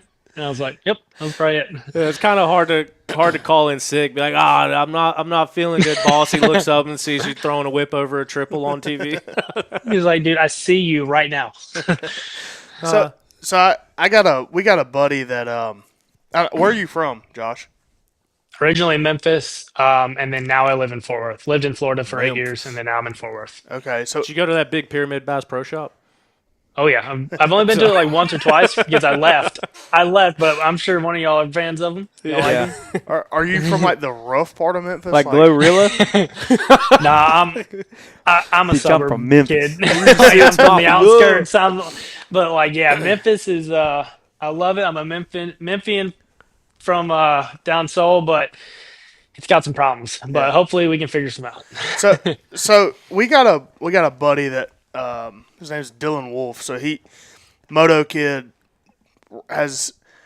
he's from Minnesota, grew up around Millville. Like all he's ever rode is moto, and he moved down here. I don't know, maybe 10 years ago, 5-6 years ago, something like that. He raced outdoors for Yeah, well, he tried to, and he wadded his shit a couple times. So anyway, but literally he had never rode anything but moto until he moved down here and started hanging out with us. And now, like, I just talked to him this past weekend, and he's like, dude, I can't imagine that. Like if I didn't ride anything but moto now, I'd never ride. So like what? I guess what I'm trying to get at, like, what advantages do you see of being somebody that isn't afraid to go ride in the woods, go on a trail ride different stuff? Because I imagine you're around a lot of people often that ride nothing but supercross or motocross or turn tracks, and to me it would kind of get boring. Yeah, it definitely helps riding in the woods. I grew up in the woods racing, and I think since I wasn't a training facility kid, that riding in the woods gave me a little bit more technique to learn on balance and everything like that. So it makes you a better rider. But also, yeah, like you said, you just get boring. But on the supercross track, I felt that exact same way in 24, where we rode the same track every day, same routine, just constantly supercross 24/7. Where at MTF one year at the farm, we had multiple times where we'd go out and ride some outdoors. We'd just do a little different things where it was switched it up. And then one year here in Texas, I rode like 5 different tracks throughout the year because here in Texas we have quite a bit of supercross tracks. And so we had some options. And that year I jumped around, and that's when I did better. Where in 24 we stuck to like one track, and I did terrible. So I think having that balance is good, and having woods on my side, I think is helping, especially this year. I felt it in the woods at Ironman, just kind of technique that I haven't had in a while that I worked on this summer just because I had time, because I took that hiatus. I took that time off this year and just needed a break, and just ended up having fun in the summer and riding and working on keep my toes in and everything like that. So I guess growing up racing in the woods and having some success, like I said, like winning an 85 championship, like that's not an easy feat, even on 85s, and then to come out and win a 200B race. I mean, these are fast kids. Like, I guess how much of a foundation did that build for you to take to your rest of your career, and when and why did you kind of make the decision to go away from that and get into moto and supercross? Yeah, I think it helped a lot just winning those races, and especially as a kid. I was like a top 10, 15 kid my entire amateur career, so I wasn't winning constantly. So we would go in GNCCs and get a little confidence, a little wins. And I started racing hair scrambles on 50s, and until I got to round like 4 of the GNCC series on 80s, I had never lost a hair scramble race like until that year. So like I just had a little cockiness like when I was a kid and just in the hair scramble side of it. So but yeah, once we made that switch is because once I won that championship, we went to the teams that year. We're like, hey, moto kid, never done this, just won pretty kind of easily. And they just said, you kind of need to do that on super minis or like A class when you get to big bikes. We're like, all right, no worries. We got it. So we kind of went away for a while, came back for that 2011 on 125s. We're like, let's just go do one for fun. And did it, won the B class and overall, then went back to the teams and just said, hey, did it again. Would you be like, let's do something? And they kind of said again, you do it in like A class or something like that, or XC2. We're like, all right, let's just stick to moto. And our moto sponsors even said, they're like, yeah, you kind of did it wrong. You should have went, because I was with Thor at the time. They're like, you should have went to Moose because they're our sister company. They would have loved it. They would have jumped all over it. So we kind of just did it a little wrong. And obviously my love was for motocross, and I did arena cross a lot. When I was a kid, I just rode and raced constantly. That was our thing. We raced. If it was an arena cross to a hair scramble, like we raced. And we have a picture of a hair scramble. My mom in a bundle. It's like 20 degrees, and I'm on 65s, and But that's just the hair scramble life. Like y'all know it. Y'all been doing your whole life. Like you did it. You just went to go race and race and race, and that was the fun part about it. So looking at some older results, it looks like you used to race here too. You used to race some pretty stout guys like Plessinger, Grant Baylor, and they were in different classes. Cody Gregg. Well, do that you same remember class was Craig DeLong, who's now an overall champ, and Evan Smith. Okay. And Yeah. So my class in 85 was John Michael Rainey. Yeah, He did full wheelers and 85s. I remember him. Levi Keller, Tristan Stumbo, Ryan Slopko. There's another Yamaha kid, Gary Myers. Maybe something like that. Like there was good little riders that, and I think Levi did it for a little while. Austin Lee. Yeah, Austin Lee's Lee, a good rider. Austin yeah. Lee, 1, 2, 3. He was 1, 2, 3 back then. Yeah, the he's always OG been- 1, 2, 3. Hey, didn't he Did he have have a the fin or something mohawk like then? that? He always had a Yeah, mohawk. yeah. He had the fucking mohawk. Hell yeah. I love it. That was dude. He was awesome. He was a good rider. We knew each other. We grew up to each other in the Mid South Hair Scramble series. Just we battled constantly in that. So he moved down here to like the Morganton area when he was riding for the Honda team in XC2. Yeah, He's a riot. He's a good time. And he still had that freaking mohawk He's on still, his helmet, dude. he still rides with the mohawk. Yeah, if he rides, he's Yeah. got a mohawk on. It's pretty gnarly. I love it. Every once in a while, he'll still show up and ride a turn track we got. But back to what I was saying. Like, do you remember? Obviously, in that class, you smoked all them guys. But like the other classes with the Plessinger, Grant. who did I say? Grant, Yeah. Cody Gregg, Yeah. Sam Evans was in there. Trevor Barrett. I saw in there. Do you remember like battling any of those guys and running? Because it doesn't show us overall results on the results page. But like, do you remember battling with those guys back then? I can't remember what my overall results were, but I do know I was not on the Grant Baylor and Aaron Plessinger, like even close to them, because they would lap me. I would remember Aaron lapping me because me and him were like best friends since we were like 5, and he every time he'd pass me and just do his Aaron Plessinger thing, woo, just scream, having fun. And but yeah, those guys were on another level even as amateurs, and But yeah, it's pretty wild how fast they were, still to this day. Yeah, looking here, it looks like I see a 12th overall, so you're right around top 10 anyway, especially from being 4 rows back. That's pretty damn good. And just looking at some of the names you beat, like I'm an Ohio local, so I remember Slopko, Anthony Stone, Travis Beller. Yep. You outran all of them. Levi Keller, Austin Lee, and this race in particular was John Penton. Got a 12th overall, and that's pretty damn good. I think you were. I like John Penton. Yeah, and there's a moto track. When there's a moto track, it helped. Man, back in the day too, I don't think a lot of people realize there was a big moto track there because it was Sunday Creek Raceway. Because that was it was full. Yeah, and that was back in 2009 and 10. My first year's racing it. You started on the moto track. That's where the whole shot was, right? Smack in the middle of everything. Yep. So also kind of funny on here. Aaron Curtis has been commenting in our YouTube section. You actually beat him by 25 spots in that race. It's just funny. It all comes full circle. It's cool to look down memory lane. It's and so I mean that's the other thing too is like back in the day, like Jordan Smith came to some locals on like pulled up with a Geico Honda in the back, like still stiff suspension. He come race some local hair scramble races. So,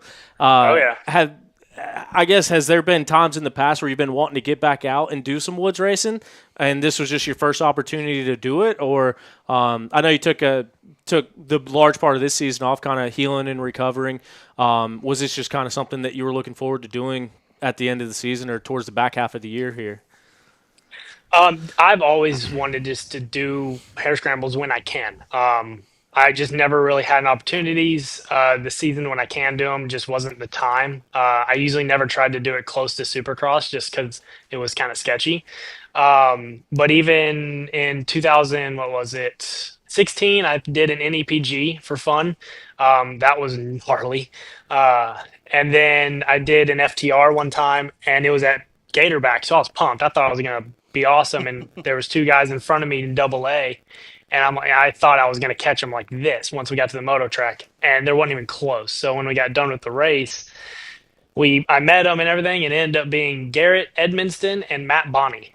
Yep. I was like, okay, that makes sense. There was no way I was catching Matt Bonney, and Garrett was no slouch on a moto track either. So, yeah, I've just always wanted to do hair scrambles when I can, and then now that I'm older and I'm starting to have fun, like this year, I had to take, because 23 was my greatest year. 24 was my worst year ever. It was just all me, just a bad year. So I ended up just being like, hey, let's just end up tearing my ACL at the end of the year. And then I didn't get on the bike till January. So I was just like, let's just take a year off. I'd been at it for 11 years. Hadn't had a year off really. So let's just take a year off, kind of see where we're at, and kind of fell in love with it again over the summer just because I started riding with my buddies again, just having fun, and that's where we came to the conclusion of doing it again. So did you not race Supercross this year? I did a couple, so I said no, let's not do it. That lasted for like 2 months, and we're like, all right, let's put some Supercross suspension on and see how we feel. And we hit up Birmingham, Salt Lake City, and Denver. Did you get enough points to get into the pulp race? No, I did not. Not that year. He didn't give you a wild card? No, I think since last time he gave me a wild card, I won it. He kind of he's yeah. So like he every time he's done it for like the past 3 years, except for like this year, a wild card rider has like top 3'd it and taken most of the money. But that, like him, and that was awesome. That's always every year doing it. Everyone that gets to do it every single year, it's cool that he puts that together. And I made a good chunk of change that weekend. Yeah, that's cool. I got kind of off the wall question. How many mean DMs do you get when you fuck up somebody's fantasy? In 23, I got quite a bit. And I'll tell a little PG-13 story, like not really, but like no, we're R-rated because Tom has cussed your name. Don't let Tom be nice to you right now. This son of a bitch right here has cussed your name in front of many people. He's like, I can probably guess the one you probably cussed me at was Nashville when I just let Miller by. Basically, I've got some shit about that at Nashville that night. I was at the clubs, and yeah, dog.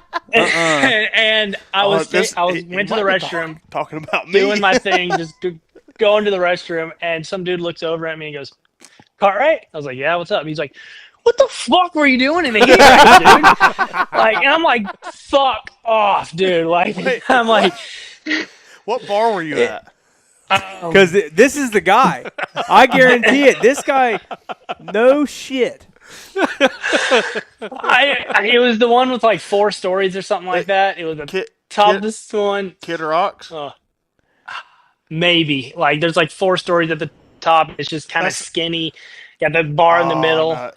That's all the bars. You've never seen a race. race. If this was I don't know, actually but you. it was funny as hell, though. I just kind of looked at it and said, I don't know, dude. I'm a dumbass. But I'm like, I still got in the main. Like, I still made it through the LCQ, so kiss my ass. Oh, so you were good. Yeah. No, yeah. The only times in 23, I think 23, I only didn't make it at A1, Tampa, because I hate Tampa, and Sand. New York, where it was the mud one. I was glad I didn't make it. But in 24, after I had that awesome year, everyone was like, "All right, yeah, Cartwright, let's do some more fantasy." Then I didn't make one main event that entire year. So I go from 14 to 0, so people were pretty pissed that year. Yeah. Dude, this is the guy right here. I mean, there's been a lot of things that I've done in my life in downtown areas at the bars that regret the next day. Well, I've been blamed for, and I couldn't tell you if it was me or not. So. Well, this is the guy who pretty much every Saturday we go over to his house. It seems like that. And beginning of the year on the East Coast, it's late. Tom will drink a case, right? He'll be half asleep. And then he'll wake up just in time for his guy to screw up, and then it is an absolute rage. Dude, it's wild just how many people are just so hard about fantasy. I like That's why I don't play it. Love it. I've never seen I like enjoying my time watching motorcycles. I love it. Never Hey, seen a bring DM. it. Hey, do it. No, that's what people are always complaining about. Like, oh, why aren't we big? I'm like, football, all that. They have fantasy, they have shit talkers. I'm like, use it. Like, just that's how you blow the media up. Well, that's like Carnow's videos he's putting up of all his haters. And then he posts a picture of the guy, and the guy's like an absolute squid, like doesn't even ride motorcycles. It has like highlights in his hair, and he's like, "This is the guy calling me a piece of shit right now." So I think those videos are rowdy too. It's awesome. I got one more for you. Any of the privateer guys, who out of all of those guys, who would you call out to the woods to a GNCC, and who do you think would actually do good? 2-part. Whether you really want to beat them in the woods, or you think that they might actually be a really good woods rider. Kind of both on this one. I think someone who would do good at it would be probably Cade Clayson. Really? Okay. I think he would, because I see he rides kind of all kinds of stuff like that, and he's pretty in shape. He's kind of just a mean dog that like will tough through some stuff. And me and him, like, we've been friends forever. But like, if I get just kind of privateer rivals, I guess, a little bit, to where we just have fun racing each other. And he's been on my team before. He's beaten me. I've beaten him. Cleaned me out at A1 practice and knocked my contact out of my head in practice. Oh, dude, I was pissed at him. I went up and yelled. And then like, because we're in a group chat together, and they're just giving me crap, being like, Josh crying about Cade taking him out and just shit like that. But yeah, no, it would be cool to see him do it, because I think he would do good, and it'd be cool to beat him, because I think it would be a good little race. So I'm gonna follow that up with one more. Who would absolutely shit the bed in the woods? Carno. Do you think we can get somebody? We should do this. I know it's mid-season, but it'd be sick. Throw a curveball, make it a snowshoe. I think that's going to screw out the outdoor thing. But, dude, getting the boys to come to snowshoe would be all time. Yeah. Oh, man. I've wanted to do it just because I've wanted to do it again. Because I did it on 80s, but that's just 85s. And I did terrible. My dad forgot to jet my bike. I got 65s passing me down the fire lanes. Yeah, so it didn't go well. But I would love to try it, because I've even wanted to do Ayresburg, even though there's no way I'd finish. I just want to try it just because it looks fun. Yeah. And maybe, I mean, yeah, so, but snowshoes looks awful. Like that one year where they only did like a lap and a half, because it was just that long, that muddy, that gnarly. That didn't look fun. I'm not a mud rider. I suck at mud. I've got bad news for you. The track's not that long anymore, and it's really not that difficult. It's not. No. So it's not it's not what it used to be. But you will find max speed on your bike at Snowshoe. Yeah. But Howard's Hole is still thriving on Saturday. So as an 85 rider, you probably couldn't enjoy that, but you could now. You definitely can now. That looks pretty gnarly with the gajillion people there. It's nuts. Bring your beads. That type of stuff, the people and everything like that, like even on what's it called, in Ironman Hill, you got about this way. If you go a little left, you go a little right, you're elbowing people. Like, well, did you see the video from the weekend? I did. I was leading up to that because I kind of wanted to talk about that. Yeah. Oh, hopefully she's okay, and hopefully, honestly, the kid is okay. That was very close to that. Yeah. Hopefully, he just got roosted and not ran over. I did see a comment that what was hit was a cooler, and the kid actually didn't get hit, but he did get roosted, and that's why he was screaming. So he actually didn't get. I didn't notice the kid until afterwards because you can see that girl, and that girl. I mean, she will be okay, but her tip fib for sure broke. I watched it happen. But, I didn't see the kid till someone pointed it out after. But, I mean, for you guys, so I was actually on the hill that lap, and I didn't even realize it till Tom pointed it out. But, like, in the YouTube video, you can kind of see when Mike goes up, and you can see her, like, start to run out in front of him. And then that's when you see the other angle floating around the interwebs. But and to be honest with you, dude, Ironman Hill is tamed down a ton from what it used to be. They got all the fences up, they got security down there. I mean, it used to be people lined from the bottom to the top. Now you just got a whole group at the top.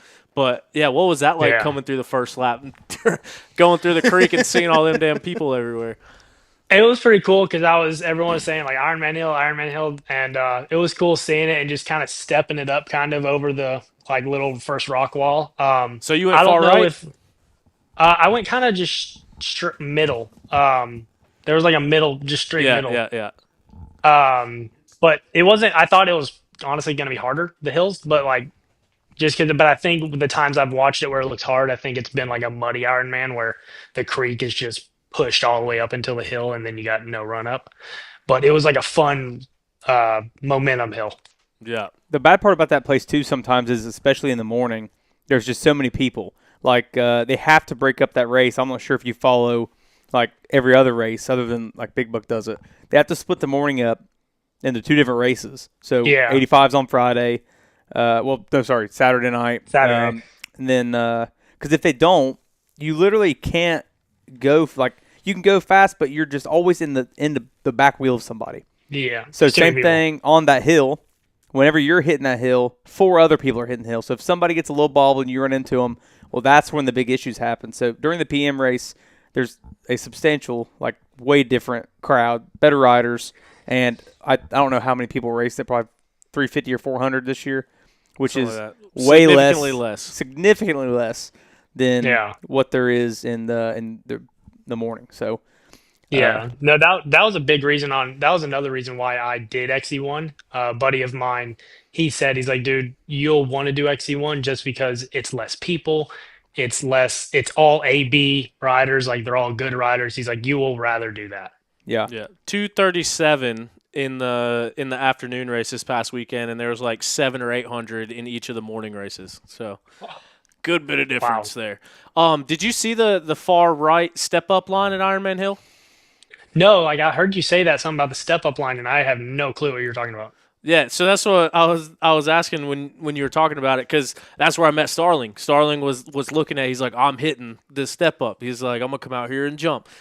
There's a good bit of people that hit it this past weekend, but when you're looking at the hill, basically as soon as you go through the creek, or you can either drop off the rock into the creek on the right, or as soon as you go through the creek, if you look far right, there's like a big step up line. So far right from the main line, I don't even know how to put it in perspective, but it's a pretty good little gap, pretty good little step up. It's a little bit awkward to kind of settle and get into that line, but then it does give you a little bit better line out the back. Yeah. But I'll have to look that up because if I would have seen that, I would have tried it. because Yeah. I was trying jumps. Like there was a kind of a quad going into the rock section that I did every time. I almost crashed one time on it, but it was fun. I did endo. I didn't go over the bars one time.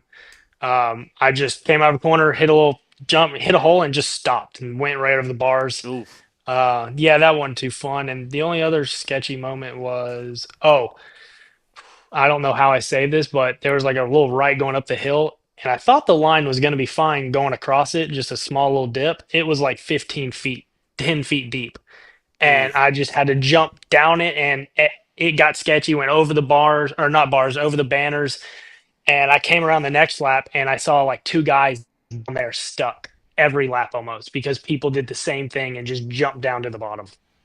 Dang. How about that jump that Logan Reniger hit? You see it? Yeah. I wish Oh I my could gosh. put this up B-class there. kid hitting the tunnel. Here, hold up to that camera. You probably saw this one, too, coming out of the weekend, but this is actually one of Yeah. the kids on Stu's team.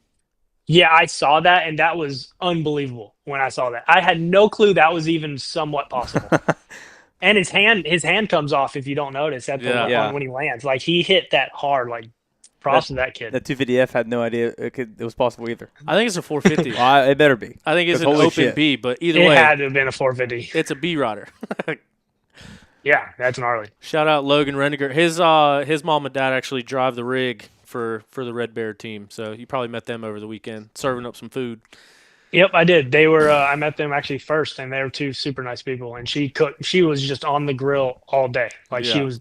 She was killing it. I was like, props to. I texted Stu today, and just said thank you and everything. And I just said, dude, props to what you've built because team's impressive. Like it's ran well. There was no hiccups. You had parts on deck. Like had food on deck for the riders. Like had a good team meeting. It was pretty awesome. So.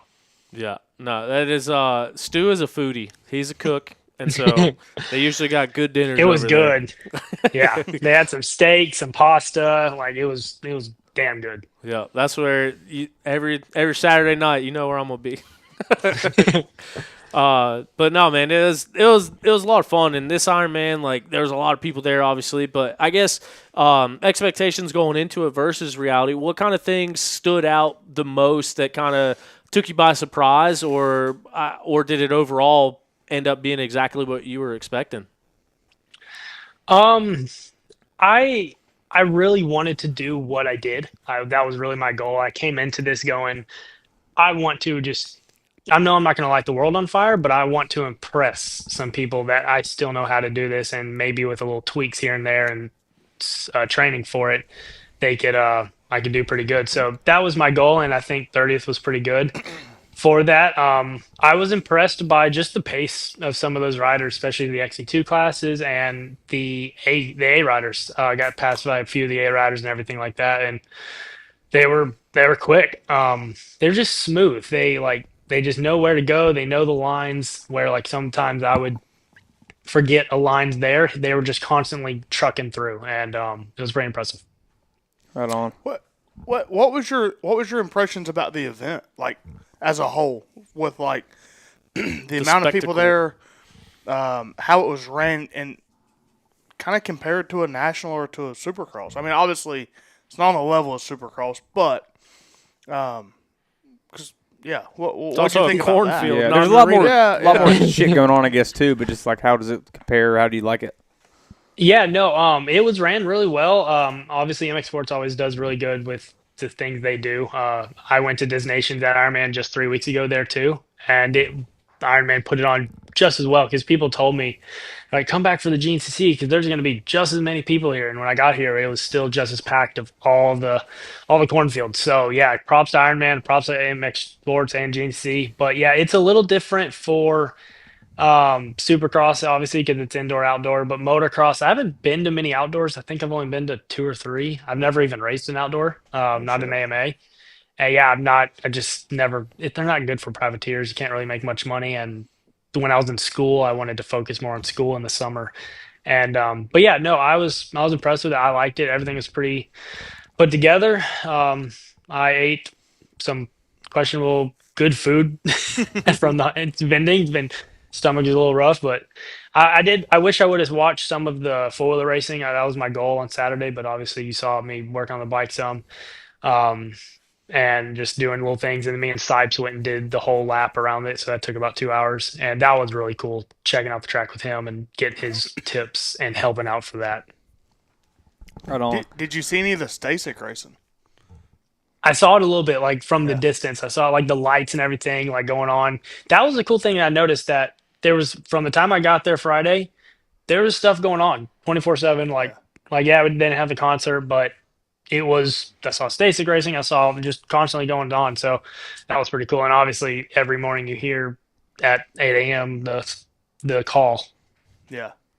or 7 a.m.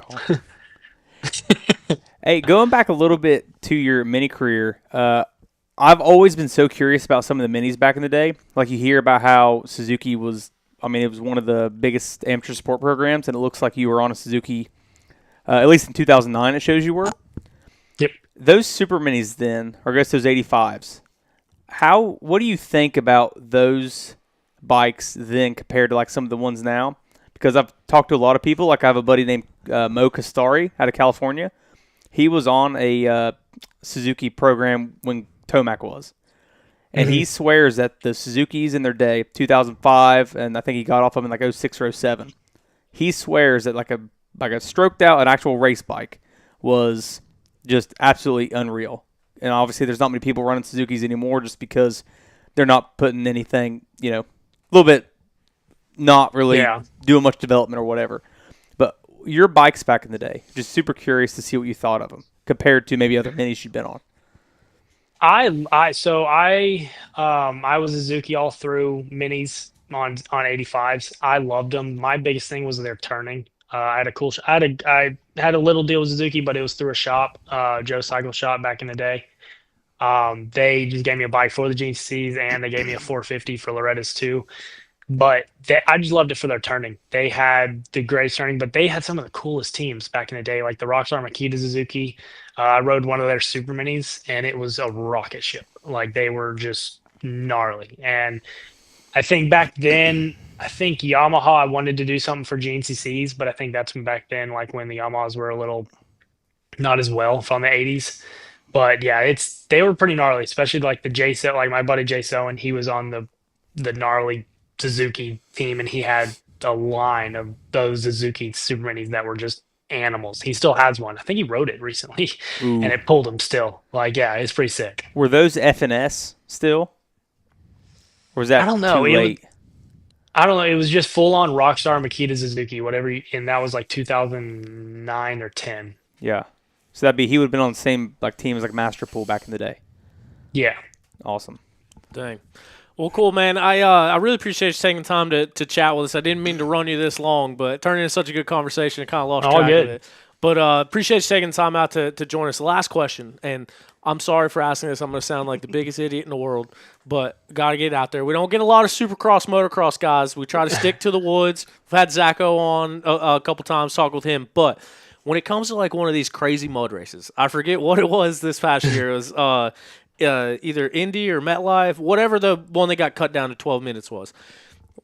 We got caught up in a little heated battle on here and kind of took over the interwebs a little bit. But if you took, like I'm talking about one of the mud races where you're not jumping triples, you're not jumping most of the jumps. If you took a Ben Kelley, a Stu Baylor, a Grant Davis, if you took one of these GNCC guys and put them out there, how do you think that they would do?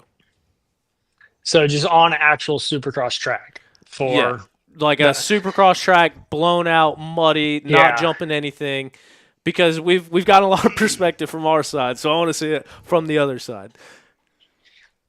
It's hard because like the 1 in 24, I think it was San Diego, I think it was, or Sacramento, one of those, or San Francisco.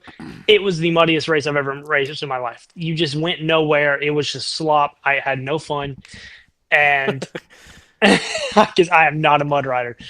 And I always thought that, kind of like, I wonder what the GNC boys would do. But obviously you got Aaron.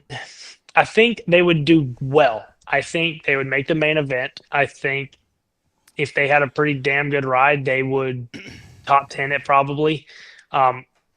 it's just, I don't know. It's hard to say. I would love to see, let's just get AP, Barsha, let's get our top 3 mud riders. Let's get y'all's top 3 guys. Let's get like Johnny Walker, all those badass guys from over there, and just have a gnarly mud race and on a Supercross track and see who wins.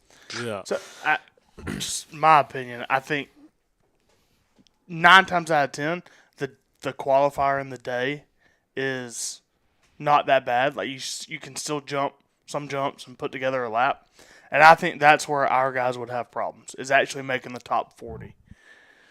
Yeah, it would just depend on when it rained, when they did it, like all that. Because like that's the round I did, or we did in whatever that round I was saying. It was fine in practice, so I was jumping the double and everything, and then it rained more and more and more and more, and it just made it worse and worse and worse. And yeah, that's qualifying is the difficult part. Because even me, I'm so bad at mud that every time it rains, I'm scared shitless that I'm not going to make the night show. Dang. Because, and I'm not like, I've missed one night show my entire life now, only because I came back from my shoulder way too early. So like a couple times I've qualified 40th in the mud, shitting my pants, like just watching the next practice being like, Greco, don't beat my time, dude. Don't send it. Like, cause that dude will send it when he needs to. And I'm just like, wow, I need to work on mud. And so, yeah, it's not my forte. Yeah, we need to get everyone. We need rain starting at 9 a.m., going throughout the entire day.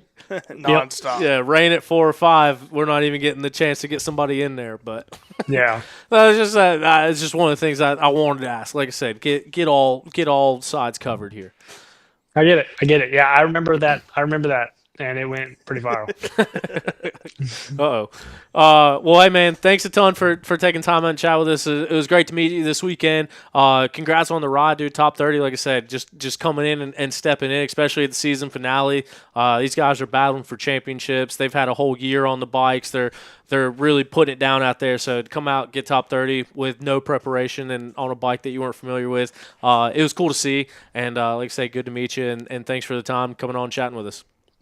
Yeah, I had a blast. Thanks for having me on, and hopefully we can do this again.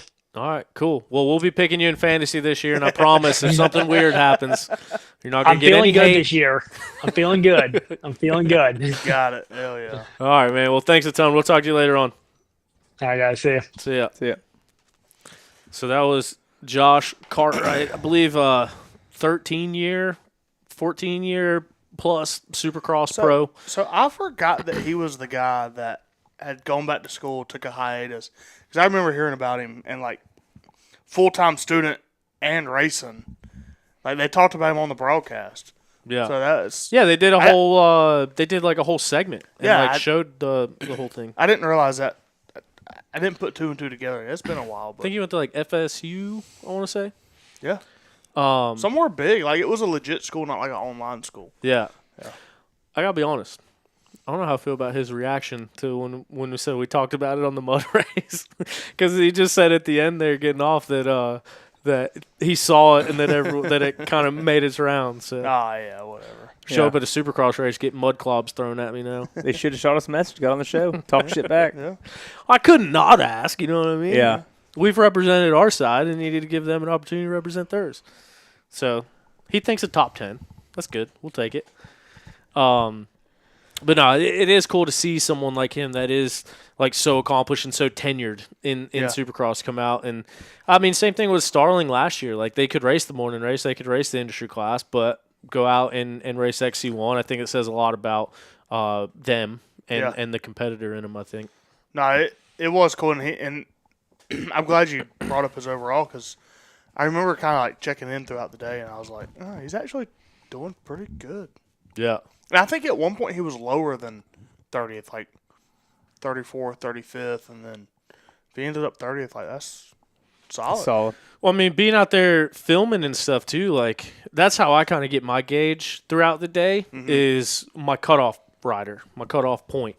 There comes a time in the day where, I mean, you can see in this past weekend's video, first couple shots, I got the top. I got the top amateurs, and then there's another couple spots where, like, if I knew, like for instance, if I was going from the 3 to the 8, I know I had a little bit of extra time, so I'd hang around and get some more riders. But throughout the day, as things kind of gap out and on the track, I kind of find my cutoff rider. And this weekend, towards the end of the race, that was Brody Johnson. And that's just how much that whole top group had taken off. I mean, Brody was second XC2. And if I wasn't cutting off at Brody, I would miss the leaders at the next spot. But throughout the day, like Josh was right there in the mix, like in that pack with the lead guys. Like Cartwright's in the video quite a bit. So, I mean, he hung in there. Yeah. It was cool to see, especially, I don't want to say coming off the couch because he's been riding and training, but he didn't race a full year this year. Yeah. And I don't think he did much training to go race a 3-hour GNCC. So for him to step in and do that, I thought it was pretty impressive. Yeah, hopefully he has more, tell some more buddies about it, talk some shit, and get some more guys out. Yeah. Check it out. Yeah. It does kind of suck, though, because Ironman's really the only one with the last 2 rounds, I guess. Because they still have, after summer break, they still have 1 or 2 nationals, right? When does the nationals end? Like, those guys can't race till the very last couple races of the year. I mean, it goes through July. Yeah, well, it depends. Yeah, they're done in. Because they do the 4th of July thing at Redbud. They're done. Is it I August? think before Labor Day weekend. Yeah, because Labor Day weekend is when SMX starts. And they have like a week. I think it's the weekend after Labor Day. But they're still racing in September, so they'd have to be the last 2. If they're doing now SMX. now with SMX. Yeah. So now SMX they're racing through September almost, at least that third week. Because Charlotte SMX was 4th. the weekend after Labor Day. Yep. So they get Labor Day weekend off. Yep. Still, that opens the door for a lot of guys after the summer break. Come try it next year. Or even do it, well, yeah, okay. Well, a lot of those guys might not have a race summer outdoors. break, yeah. Well, so Charlotte was round 1 of SMX, and that was Buckwheat weekend. That was the same weekend. And then last year, Charlotte was the same weekend as Beckley. So it's like the first round back from summer break pretty much coincides with the first SMX. Yep. So then you got 3 weeks of SMX. So that means the next round of GNCC is over that last one. Race, yeah. And then, so that means 2 races every year after SMX. It's cool. Like I said, Starling coming out last year racing XC1. And I thought he said he was going to come back. I thought he was too. Dude, when I talked to him, like I said, he's like, I've talked to him online and stuff, and he watches the videos and still keeps up with it and stuff too. So I thought we'd see him out there again. But probably all getting prepped for next year. Sorry we're keeping everyone so late today. This turned into a whole ordeal. No, that was both of those guys were good. I think good conversations. Like, yeah. I mean, just Josh's perspective, it's different. Something that we ain't really had on here before and talked to. Yeah. So also like super well spoken too, and like getting up and going. Because I talked to him a good bit over the weekend. Well, he's got a college degree. Hell yeah, educated man. Right on. I know a lot of people with college degree. Well, it's just some people. You ask a question and they answer it as quickly as they can, and then look at you. And it's like it's cool to be able to get the conversation going and kind of that to make it more lax, I guess. And also, there's some guys we talk to that are very long-winded too. That seem to. You ask one question and they answer 5 or 6 questions and drag it out and like. I don't know who you're talking about. Well, I mean, I'm not thinking about anybody in particular, but he seemed to like kind of know when to stop and keep like a 2-part conversation going, so it wasn't one-sided. And we got Ben going a little bit too. Like that was like you said, that was two good conversations. So we are 2 hours into the show right now, which is usually where we like to end it, but now we're just kind of beginning it. Yeah. So we'll kind of peel through this Ironman weekend the best we can. Are you guys still good? 9 o'clock, 9:10 right now. So I guess we will dig up some results here and get into this past weekend of racing, courtesy of Dimmer's Precision Grading, DPG, full-service grading company here in the Greater Carolina region. They're hiring a couple CDL drivers. They're also hiring a couple workers, and they can also take care of any grading needs that you may have here in the Carolina region. Go to dimmersprecisiongrading.com or find them on the socials at Dimmer's Precision Grading, and every week they help us dig up some results. This past weekend, it seems like Ironman always pulls it out of somebody. Somebody has a standout ride. Somebody has a breakout ride. Somebody comes out of left field, and they do good at Ironman. They win Ironman. They podium Ironman. It did not let us down this year either. Mike Wachowski, longtime XC2 rider, moved up to the XC1 class on his own accord. He's been putting in solid rides. We've seen Mike leading races. We've seen Mike towards the front of races. We've seen Mike put in the results, and we've seen Mike come up just a hair short. This past weekend, he gets the monkey off of his back. Mike Wachowski grabs his first ever overall GNCC win. He gets out front, and he gets it done. Cody Barnes, though, doing everything he can to try to get his first overall win, putting it second place overall from the XC2 class. Craig, what was the time difference between those two guys? And Mike looked good. Like, he controlled that race. Yeah. Kind of, once he got in the lead, he pretty much, other than racing the ghost of Cody.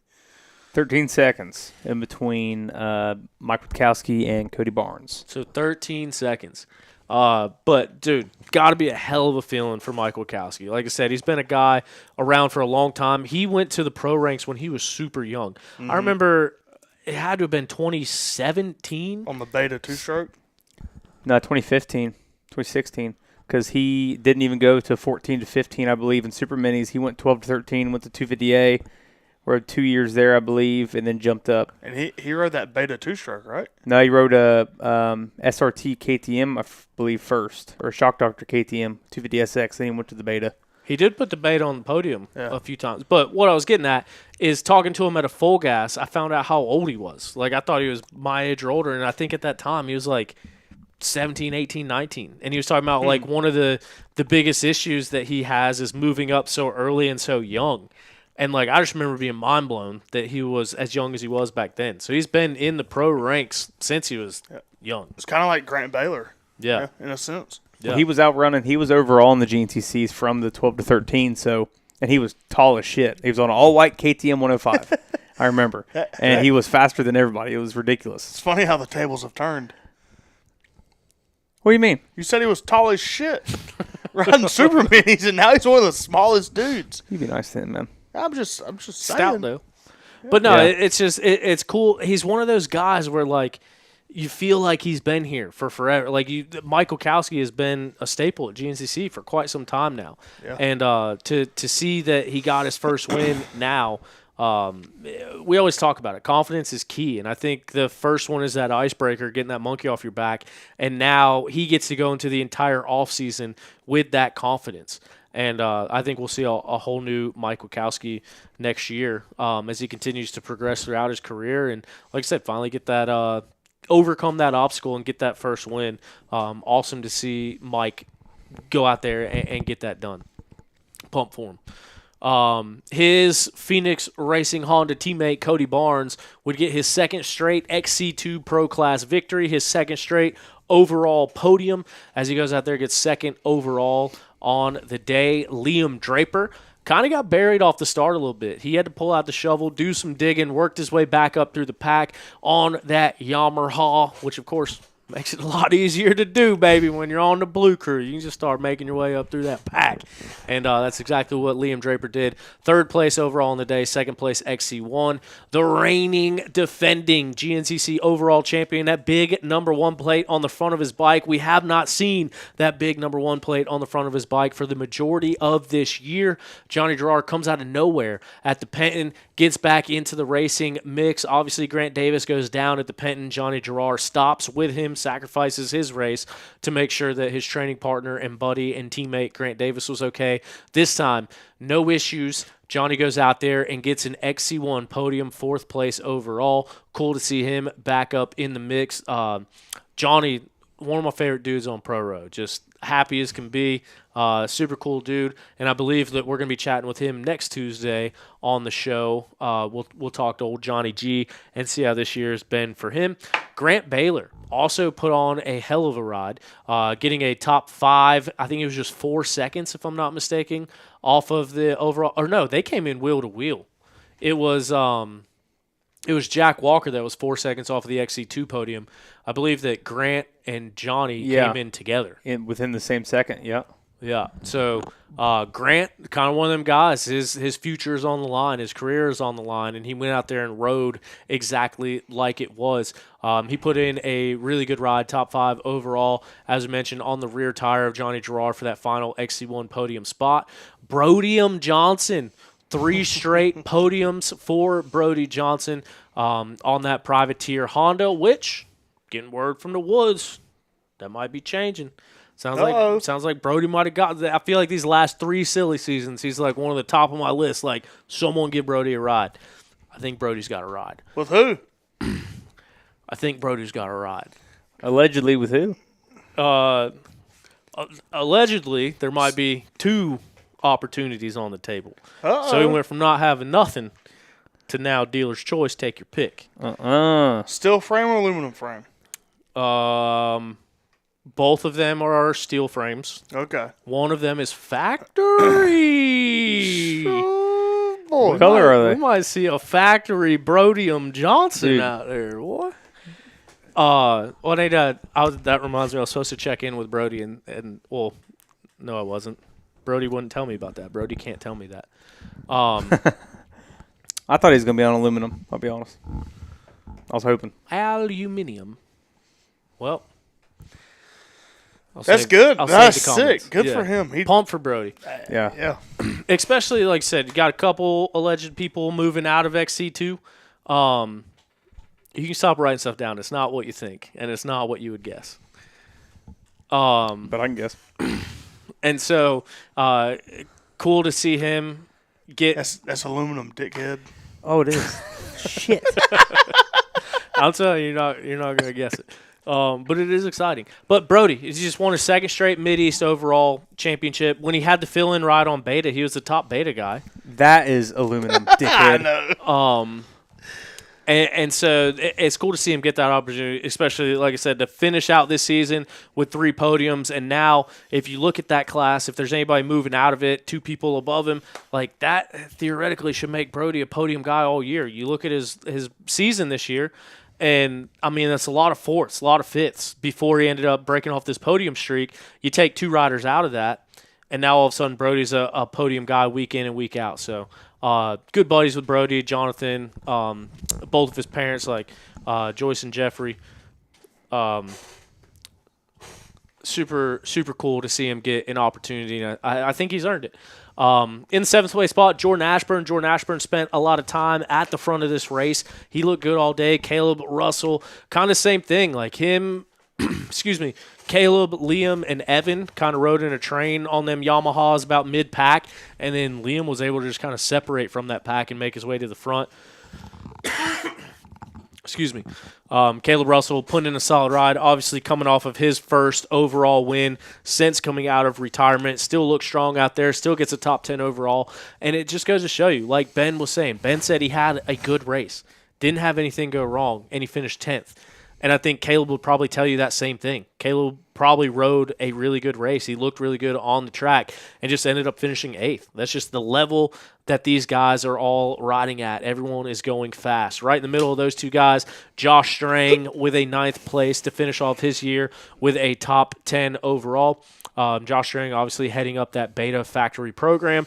This past weekend, he had one of the bosses in town. He had some of the West Coast riders in town. He had the West Coast team manager in town. He had Rodney Smith, who's up the food chain somewhere doing something in town. Had a whole crew, Zacho, brand ambassador, and they kind of hosted everyone coming in from that Beta program. So had another Aussie.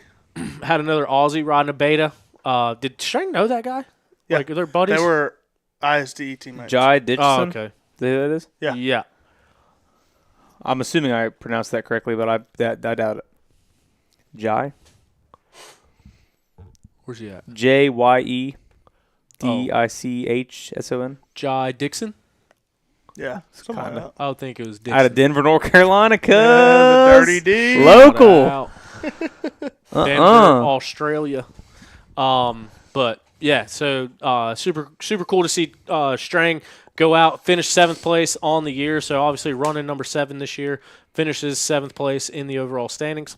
What? I don't think so. That's what the post said. Really? Yeah. Oh. Beta posted something, and it said he finished 7th overall in the year. I can tell you right here. In XC1. I can't tell you right here. Well, yeah, I can. I can just take the XC2s out.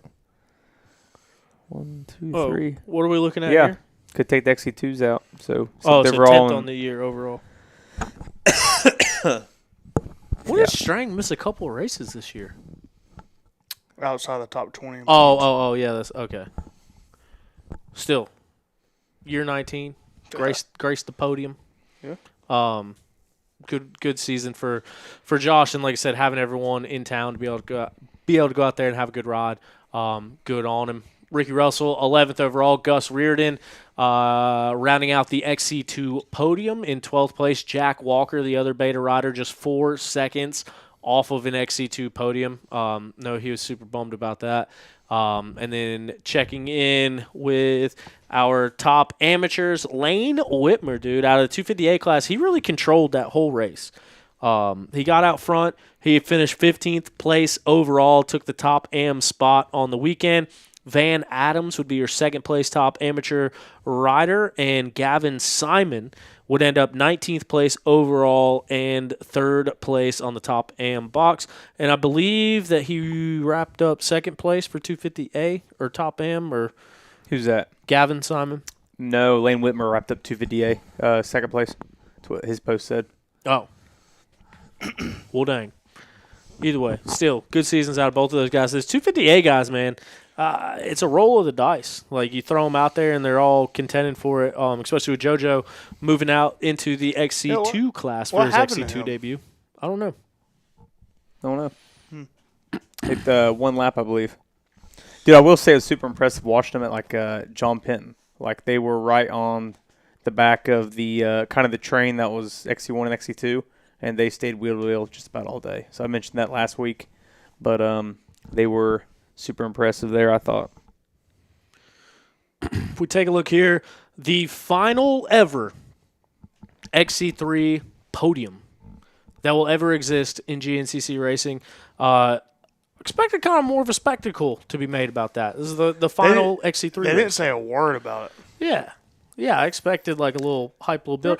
So XC2 took off, and I immediately ran to my Yamaha because it revs my heart to get to the other side of the track where I wanted to get for my first camera shot. And then it dawned on me, it's like, dude, this is the last XC3 start ever. Did you get it? And I'm missing it. No, I missed it. Yeah. So As I was you're watching, guilty. I was like, dang, You're guilty dude, I as messed well. that up. There was a lot of last this weekend. We'll get into it, but Yeah. A lot of storylines. So if you've made it this far, you might want to stick with us because we got some things. Ryder Siggety. Talked to his dad a little bit while we were out there. He offered me a fresh New Jersey bagel. I had just got done eating. So Stu's, like I said, they always got a ton of food. And there's always leftover steak. So now I've gotten in the habit right before the pro race, I just grab a steak and just eat it like it's beef jerky. But I just ate that and some pasta, so I was already full. But he got over there, offered me a fresh New Jersey bagel. It looked really good. I'm kind of upset that I didn't get to take him up on it. But I did politely decline. But they do a really good job at the socials, and that's what I was talking to them about. They got all their stuff listed out there and kind of go through it all. But Ryder Siggety is also a rider that has kind of progressed his way from the youth ranks all the way up to now having an XC3 Pro-Am victory, moving into that XC3 class. If I'm not mistaken, he probably wrapped up that 150A class championship. Is that his results right there? yeah. Yeah, 150A class finish 4th, 2nd, 1, 1, 1, 1, 1. Yeah. Can you click that 150A? Yeah. Yep. Class champ. No, that's just for the race. Oh, Hold that's on. just that race. We're getting there. Yep. Oh, yeah. El Campeon. So Ryder Siggety wraps up the 150A class championship. Hey, it's the last XC3 race. We've been racing a 150A class all year. Might as well take that YZ 125 and jump out in that XC3 Pro-Am class, and he takes the win. He's the last and remaining XC3 race winner forever. Yep. forever, and Kind of just like like Adam Cincerello, the last Monster Cup champ. also like Tyler Bruton being the last 25 plus AB champion. Yeah. Never be another. Yeah. Yep. So congrats to him. Jason Crawford, he's been racing in that XC3 class. He would take second place on the day. And Isaiah Brown, he's from Ohio, Craig. You know him? I do not. Yeah, me either. Belpre guy. Big Marietta fan. But that's a Yamaha podium sweep, baby. What else would it be? Jonathan Johnson was at the race. I saw him. He didn't race. I said, dude, you didn't want to damn race the last XC3 race ever? He said, man, they don't pay nothing unless there's 6 people in there. I said, He'd have been fit. He'd have been pissed. glory lasts forever, brother. He could have paid Taylor to show up on like a clapped out one. Yeah, He'd have been all right. Yeah, he's probably done sold that thing. probably. But yeah, so that does it. Ben Kelley, as we mentioned, wanted this thing to go down to the wire. I was actually happened to be in the pits when Grant Davis pulled off the track. I don't know what to say about it because Are we going to get into that or what? yeah, we will. But I meant for the reason that he pulled out.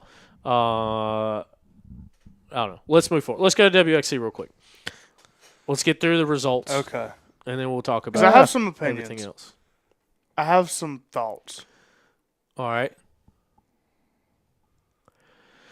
In the WXC race, it was also decided by 7 points. Just like the Pro Overall Championship, the WXC Class Championship, with 2 drops considered, came down to 7 points between Rachel Archer and Corey Steed. In both situations, it meant that if the person that was down won, the person that was leading had to get third or worse to get that 9-point gap to wrap up the championship. In the WXC class, that is exactly how it panned out. Brandy Richards got out front.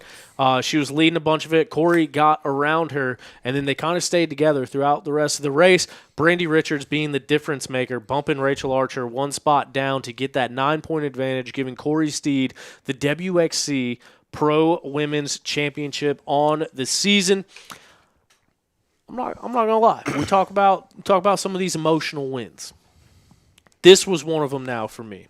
Corey Steed going through, and obviously I'm very close with Rachel Archer. I've become very good friends with her, doing the Vegas Reno thing and just being a part of the Stews program and just her being over here. So obviously wanted both of them to win. That's not possible. But the adversity that Corey Steed has been able to overcome in her personal life, in her professional life, in racing, super cool girl. I say all the time, your favorite rider's favorite rider is Corey Steed. She's been on the show before. Really good, really just good personality, good person, good rider. Well-deserved, well-earned for her. Rachel Archer had the 3-peat coming into the year, looking to make it 4. And I guess now that she has announced it on the podium, we can talk about it on here. Rachel Archer announced that she's retiring from GNCC racing. She's going back home. Her and her fiance have actually, I don't want to get into the whole thing, but they're moving back to Australia. So kind of knowing that. New Zealand, cuz? No, Australia. Oh. Freaking. He's Australian. She's New Zealand. Oh. Pond jumper. I didn't think they got along. They got a farm Like in Australia. New Zealand. I think the fiancés got along, just so we're all clear. I think it's that's Tom what I means was- yeah. Australia and New Zealand. Yeah. I think it's a friendly rivalry. Interesting. But yeah, so Go home, going get into it, married, make some babies. we talk about silly season. You will never find me spoiling someone's retirement. It's just never going to happen. And but like I said, she mentioned it on the podium, and I imagine there'll be some posts and stuff coming out. She's still got a National Enduro Championship on the line this coming weekend that she looks It's to. close too, right? Yeah, it's close. She's pretty much got to win, I think. Who's But second in that one? Rachel Goodish, Goodish. who is fresh off of a World Enduro GP win. I think it's got to be Goodish, right? Yeah, it is. Okay.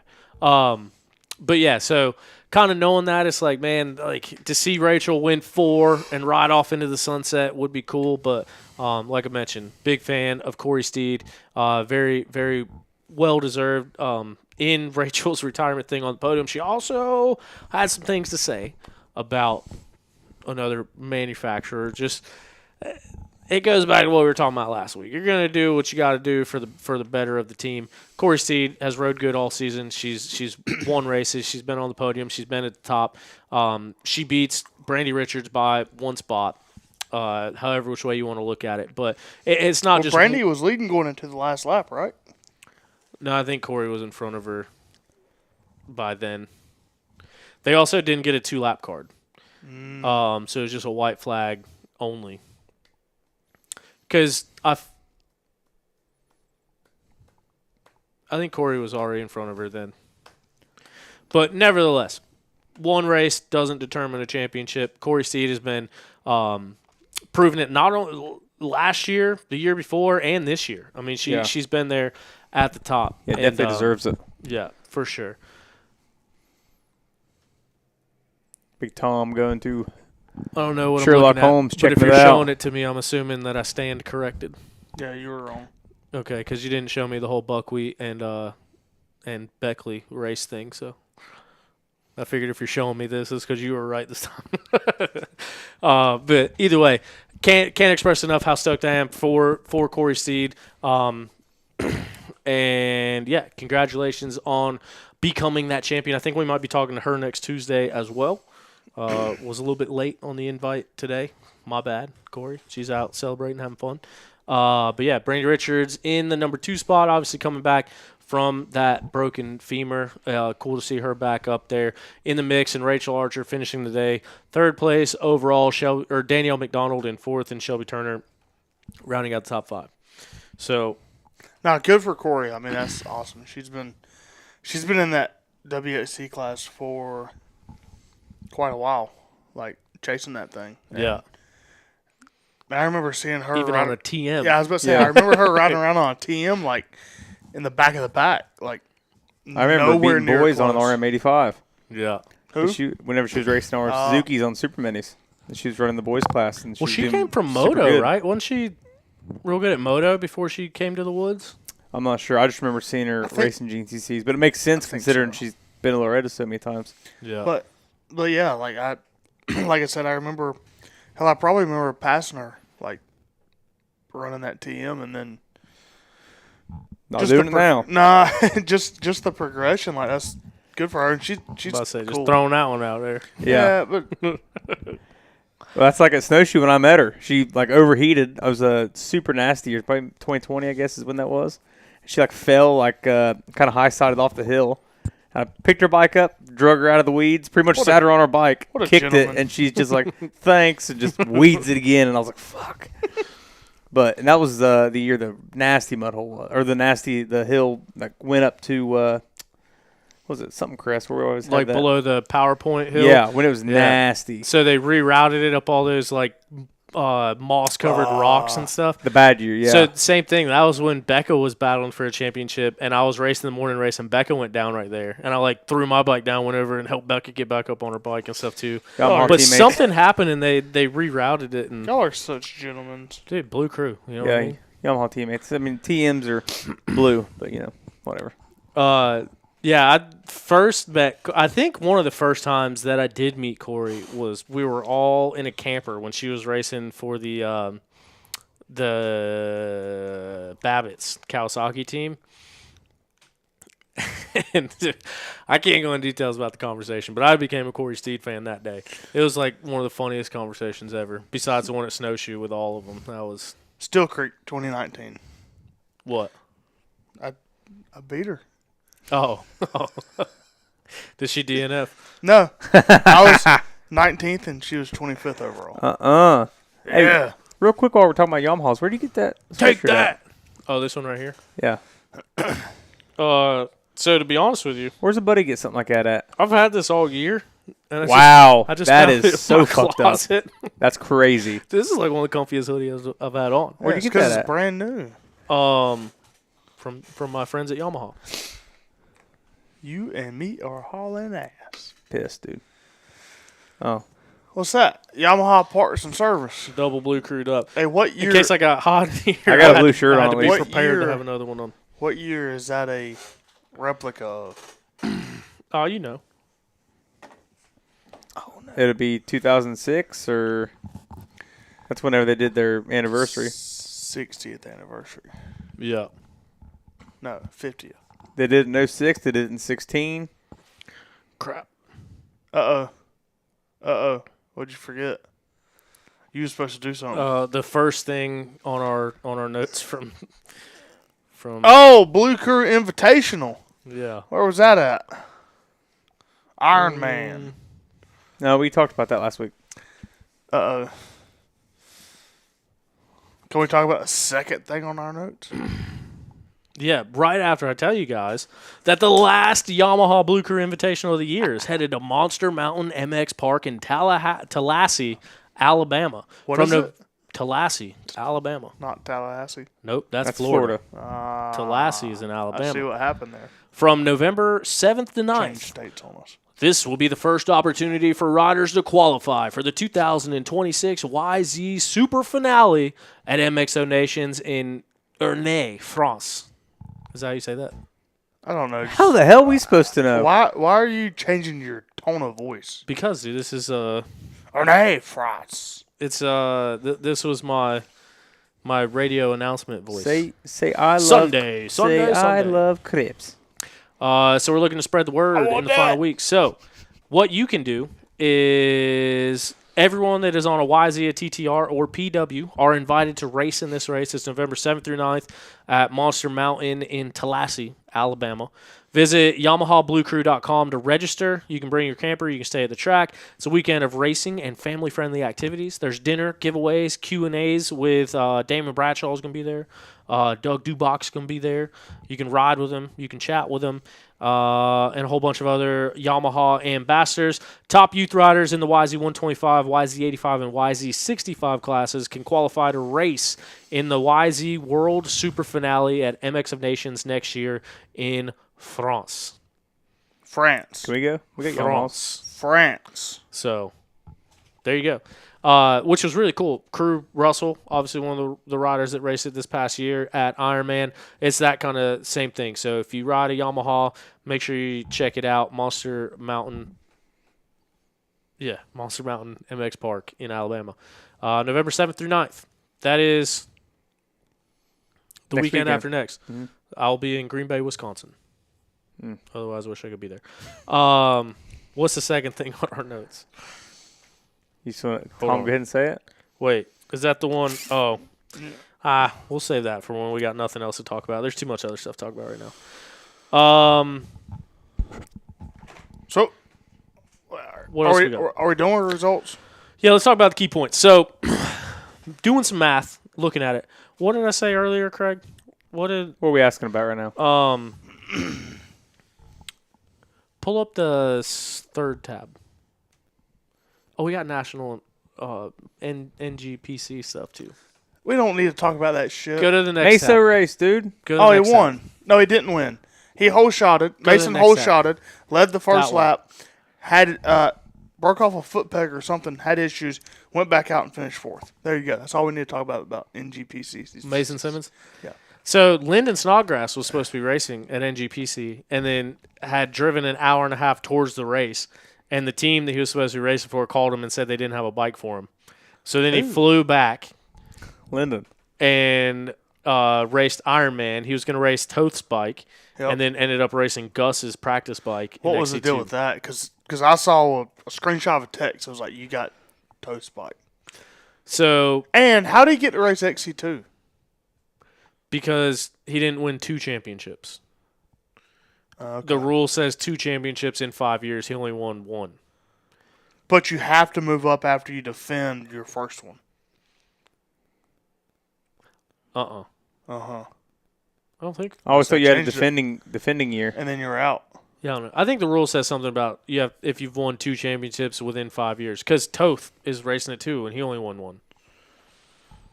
Nevertheless, Anyway. he had an opportunity to race that bike of Stu's. He's been riding Cowies, out west. Obviously won an XC2 title on a Cowie, so he wasn't going to do that. And then it came down to it. He had the opportunity to ride Gus's practice bike, and since they lived together and trained together, ride together, he said that he has ridden Gus's bike, so he was more familiar with it, knew what it was going to be. So for his personal Comfortability. yeah. he decided to race that bike. He didn't have a terrible day. Yeah. Where did he end up finishing? 14th or 15th overall, something like that. Yeah, 17th overall. Not bad. What was that in XC2? Fifth. Top 5 in XC2. Yeah. But dealing with health issues, doing all that stuff. But yeah, so He had his OTP sticker on too. Did you see that? did he? Yeah. Oh. I synced it. I do owe him some money. That progressive rider needs to take Lyndon, his if chain. you're listening, I got you. Lyndon was the OTP sponsored rider of the year this year. At least you didn't have to pay any bonuses. Damn, dude. Just saying. I should Because his only podium of the year. I could have done a bonus only deal. You stickered him after his only podium. I know. He came out swinging at Big Buck, didn't have any sponsors. I was like, I see an opportunity here. Little did I know. Yeah. Nah, Lennon, great dude, good buddy. Dude, if you think that's bad, you should see our Snapchat group with coffee and all them. It's bad. Yeah, but on here you're flaming them in front of 60 people. Yeah, well, he'll never know. All All right, so this points thing with Craig. What we got over here? So, doing some research. And one of the things, so at the end of our YouTube video this week, you can hear Ben Kelley saying that he kept getting pit boards of where he was in the overall. And he kind of makes the joke to Timmy and laughs. He's like, "You guys kept telling me where I was, but you didn't tell me where I needed to be." He's like, "I knew Grant was out, but I didn't know what place I had to get to secure the championship." Ben Kelley ended up getting 10th place overall. Grant Davis obviously ended up pulling out of the race. Obviously got knocked out at Penton. Didn't know what his status was going to be coming into Ironman. He gets cleared to race, and then he makes the decision to move up to the front row and battle it out straight up. The championship ended up being decided by 4 points. So if Grant Davis could have stayed out there, 17th place would have got him the 4 points that he needed to tie. He has more overall wins. So with a 17th place finish on the day, Grant Davis could have earned the championship, but like we kind of talked about with Ben, like the whole point is being consistent, being out there. Ben made it to the finish line, 10th place overall, secured enough points that he needed on the day to end up taking the championship from 7 points down to 4 points up and getting the overall championship claim. But kind of sitting there doing the math in my head, I believe that, what was it? I think he needed 12th. Like with Grant taking a 0, I think Ben needed a 12th. 13th. I think Would have tied it? Yeah, 13th would have tied it. 14th right? would have tied it because that pays 7 points. Where are we at? And 13th would have been 8. Okay, yeah, so 14th would have tied it, so he needed 13th. Yep. So, They actually talked about it on the broadcast. oh, really? And then they were showing, like, who was below Ben, like, between 10th and 14th, and it was, like, a couple 250A guys, a couple of XC2 guys that were way back. Yeah. And, like, guys, maybe even some XC1 guys, I don't remember, but, like, they were physically on track. They were a ways behind him. That's got to be nerve-wracking, too, like him kind of thinking doesn't know exactly where he has to be, and his bike starts bogging. It's like, oh, shit. And, like, I was sitting there looking at it, too, so back from Jack Walker to Ryder Lafferty was 2 minutes. Right. And then From Lafferty to Ben was what? Or no, from Jack to Ben was what? 2:46:35. So, yeah, from Ben had 6 minutes to play with. Yeah. And that's, so when looking at the overall, too, like seeing that big, because at the time it was like a 2.5 minute gap back to Ryder Lafferty. Yeah. So it's like, yeah, like you just got to get there. And that's exactly what he did. But, I mean, it's a war of attrition. Like, Ben was on here earlier, and he said himself that, like, Grant was kind of getting the better of them guys through the back half of the season, like after summer break especially. But it's all the big game. Just like Ben Kelley coming out and winning 6 in a row and breaking his leg. Like, he wasn't the champion that year, but he dominated. So it's not about just utter per race performance. It's when you put them all together, who's got the most points. And I think Ben Kelley proved a lot by going out there and being consistent throughout the whole year, and not consistent like hanging around in like 5th. Like, he was winning races. He was winning XC1. He's got 5 XC1 wins. And and just kind of setting himself up to be in this position to capitalize on everything that happened. So, at what point do we talk about Grant racing? What do you mean? Like, because I got an opinion, and hindsight's 20/20 on the first part of this, but the second part, like, because I think last week I said, if I remember right, I didn't agree with him going to XC1, and we thought he was going to ride a 350. He ended up riding a 250. Yeah. But I think, if I remember right, I said, why change it up?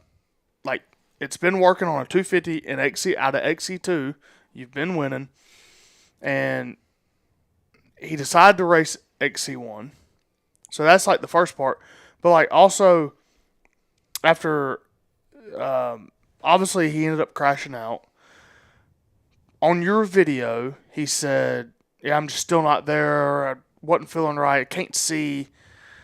And then, so, who let him race? Like, obviously he passed a concussion test. Yeah. And I know that the concussion test is there for rider safety. And, yeah, you have a baseline. You do the test. You go off of it.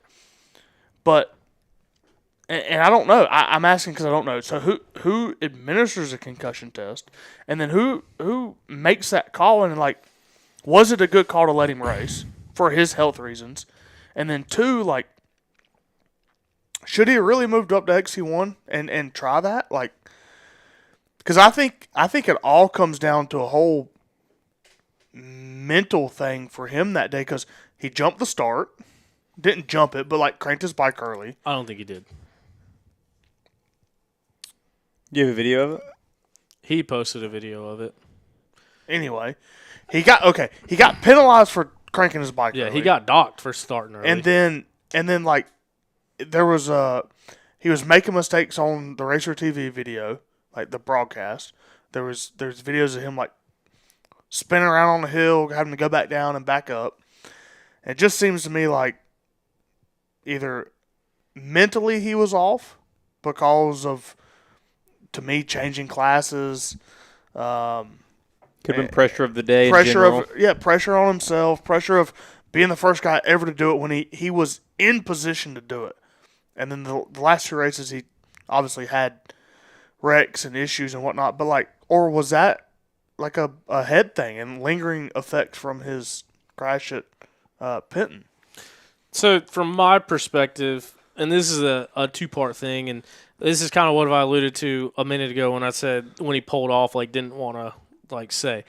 Puts me in a weird position, but I'm going to do what I feel like is the right thing to do here. And so I made a comment about this because it came up in the GNCC racing group. I ended up deleting my comment because someone messaged me, and sorry, Grant, spent a lot of time with Nick Davis this weekend. Nick Davis is a trip. We're going to get him on the show. Nick Davis had a lot to say, but he listens to the show. I know Bill listens to the show. Their dad. What? Oh. So, I am sorry about this. But someone was basically calling out the concussion protocols and saying, like, basically alluding to he shouldn't have raced, blah, blah, blah. And I said on there that he had another crash and got hit by another rider. Someone texted me and said that Grant had told his mom that he didn't crash. So that's why I deleted my comment. That's why it puts me in a weird spot. So sorry, Davis family. Sorry, Lori. Sorry, Grant. Sorry, Nick. Everyone. From my understanding out on the track. Wait, hold on. Grant said he didn't crash? Grant told his mom that he didn't crash. Because she was already worried and nervous and stuff. Yeah, his jersey was tore up. Like, he crashed. Okay. And I was with someone who saw the crash happen. And Grant not only crashed and went down hard, but then got hit by another rider.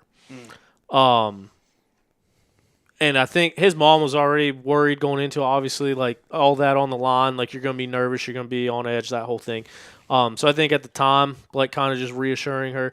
But now, to the public eye, like, everyone is quick to say he shouldn't have raced. He had the concussion thing. I talked to him, hung out with him Saturday night. He seemed fine. He spent the week down in South Carolina. It's Dr. Tanner that does the concussion protocol, safety on site. So he was down there working with him and kind of recovering. And did go through the concussion protocol, did pass the test, was able to be racing. So I don't think that this was a backdoor thing. I don't think that they let him race unsafely. I don't think that anyone messed with any results to be able to get him out on the track to battle for the championship. I believe that he did fully recover, and I believe that he was okay to race. And then I believe that he had another crash and re-injured his head. And then that's what led into the blurry vision, not being able to see straight. Do I think his head was ready to race at that level? I think mostly yes.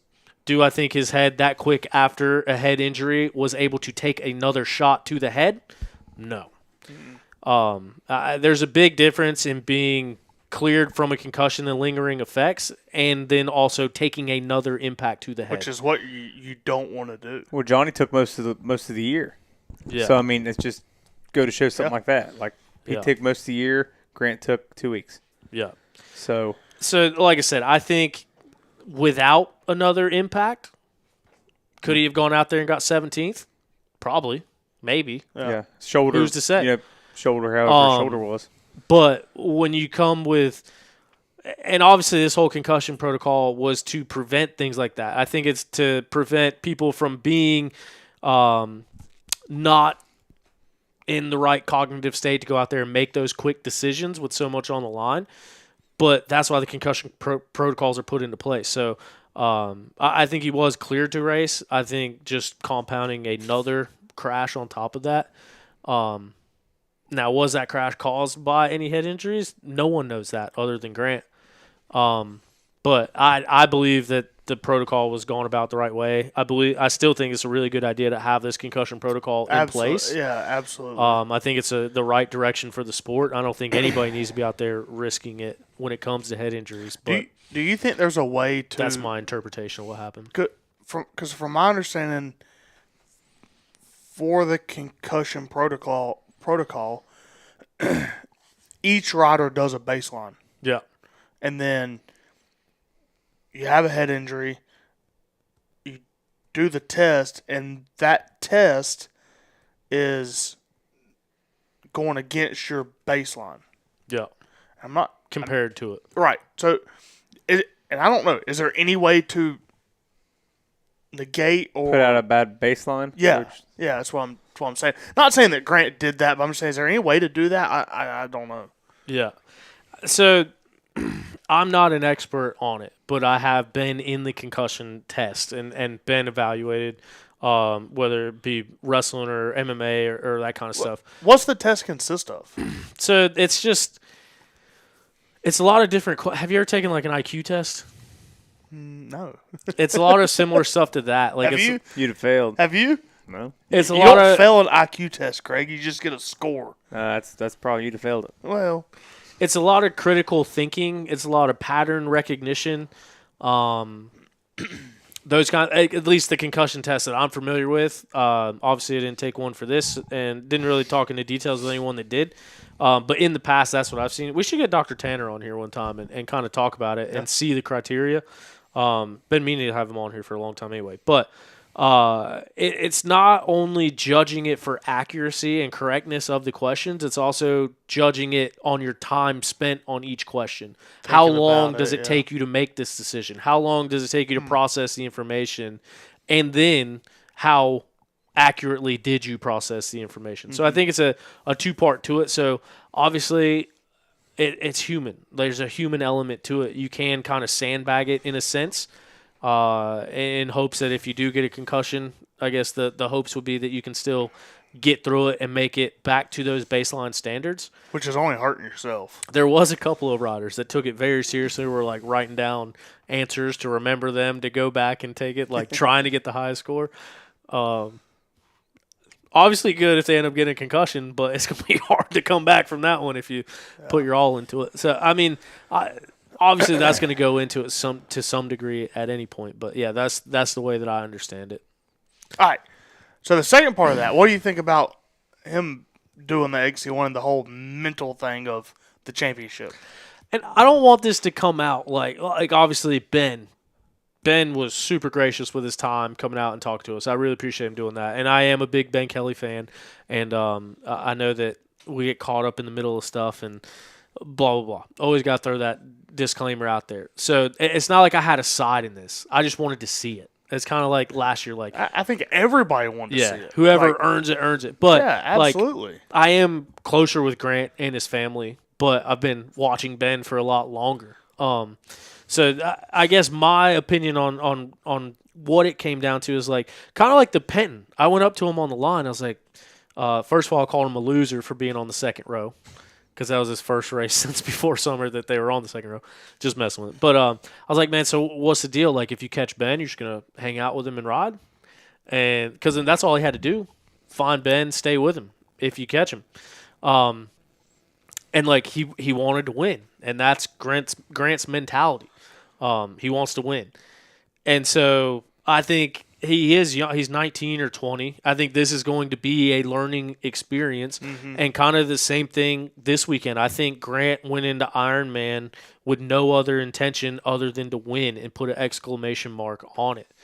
Where I think in both of those situations, he had a 20-point lead at the Penton. You didn't need to win. You didn't even need to do all that great. You took a 0 and you still left with the points lead. So I think it's an opportunity to see that like you could have dialed it back and did what you had to do to keep yourself in the fight, rather than push for more than you need and get taken out of the fight, which is what ended up happening. And then kind of same thing this past weekend. I think that he wanted to win, just like Ben Kelley wanted to win.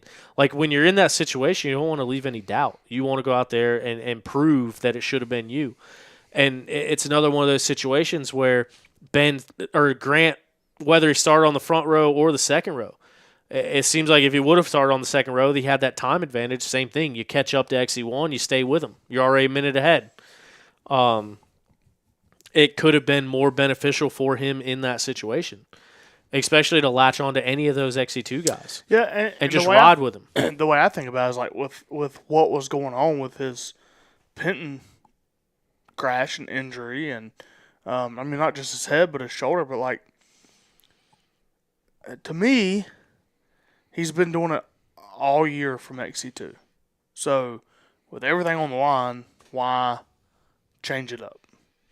And I thought it was interesting to see, and I thought it was the smarter move to stay on a 250. And I said that last week, like, why jump up to a 350? And y'all were like, well, he's been riding it, whatever.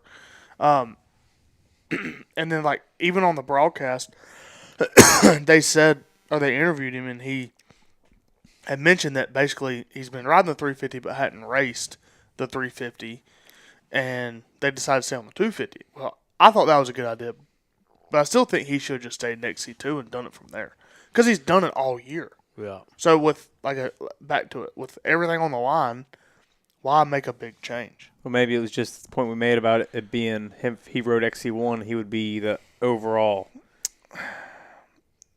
Maybe the same thing we pointed out quite a while ago. Maybe that's just the mindset he pulled on it. But he's been physically overall from XC2. Yeah, but by the rules that were put in place, he would have been the XC2.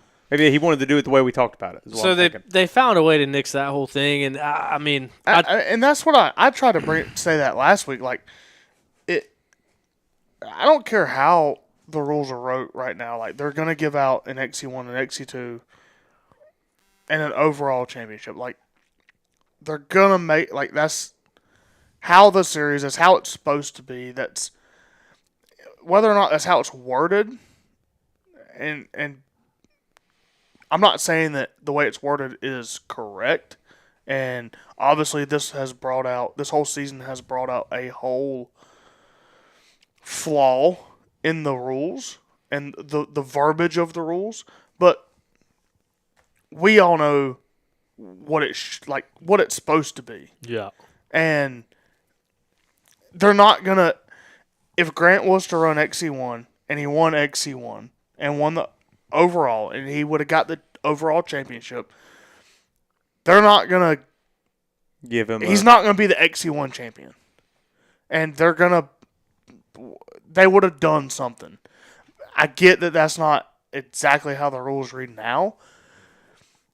I guarantee you, come January, there's gonna be something. There's gonna be some red writing in there. 100%. But that's the thing is like, so Logan Densmore is what I consider a good buddy of mine. Like I enjoy talking to him. AMA. Yeah, he's the AMA off-road racing manager. Is that the guy that we talked to about the race in Michigan? Yeah. He was on the show. That was cool.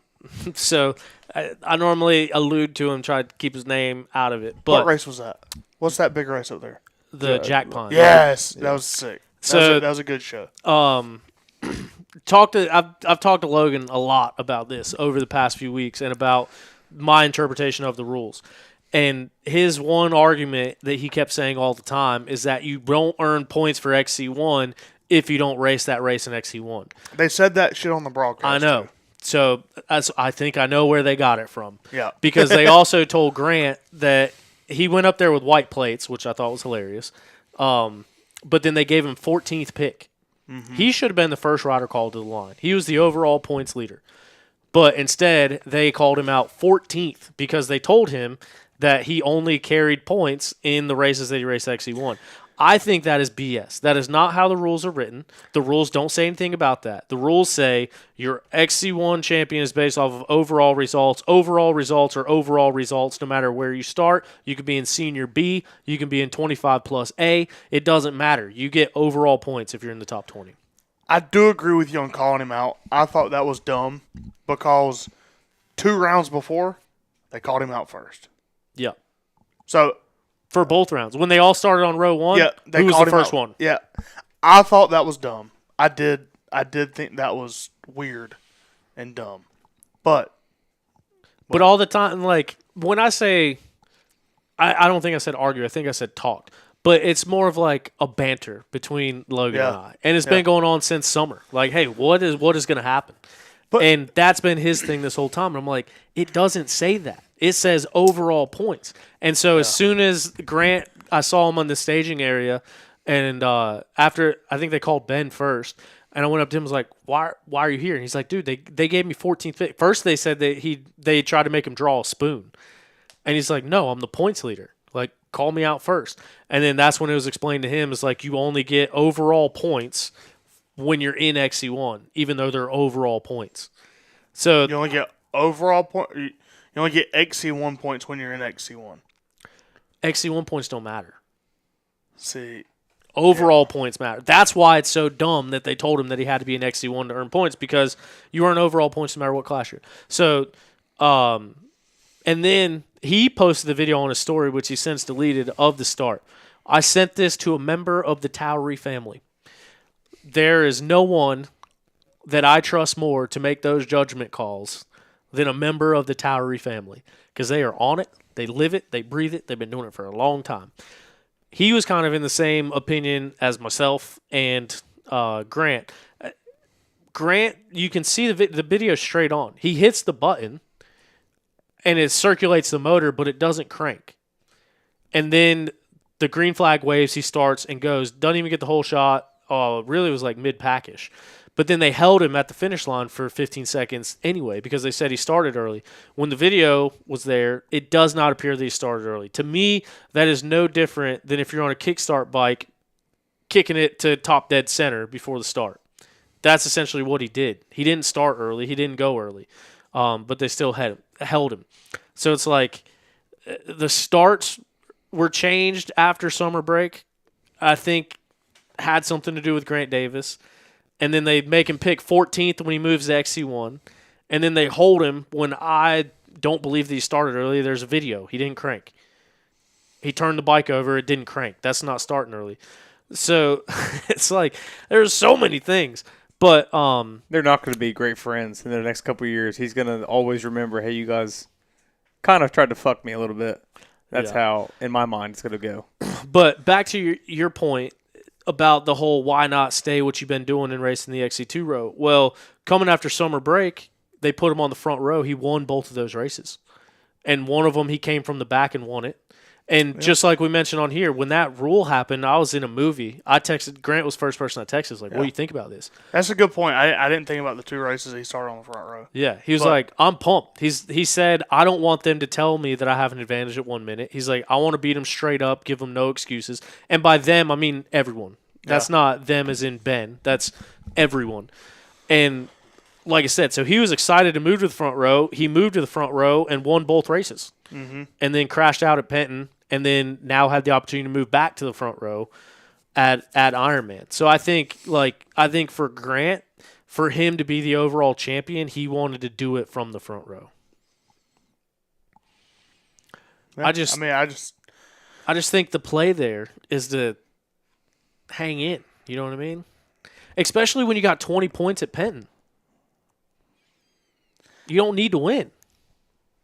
Right. And what you're saying is where you see that Grant messed up was pushing to win when he had a 20-point. I'm not going to say messed up because he did. You're just saying you might be. He did, but you're a competitor. You want to prove it. You want to earn the championship. So I'm not going to say it's a mistake. He just said maybe he'll learn from it and do that. something different next time. Next time he's in the situation, if he doesn't have to hang it out to win, maybe, I can for sure get a third, and I'm still going to get points on who I need to.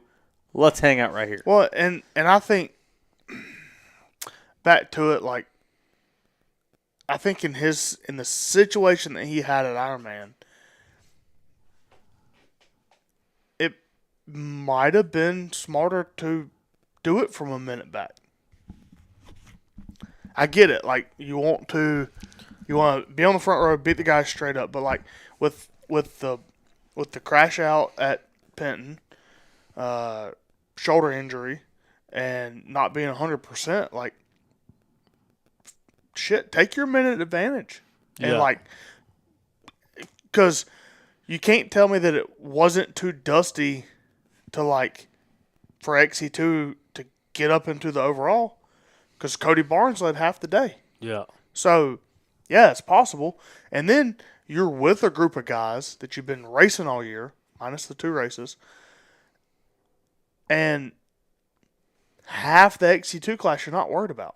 Yeah. You get into that XC1 class, and maybe Grant's not in the mindset of in this way, but, like, the whole XC1 class are a bunch of dogs. Like, any of those guys can go out and win. Like, Any day. Yeah. Any day. And they've all done it. A lot. Every single one of them now. See, and, like, if it was – this is kind of contradictory, but, like – and I hesitated because Ironman was a little different because there were some other guys. But, like, the guys that are always there, like, they've all won. Yeah. So, I think they've all got championships. No. Mike doesn't.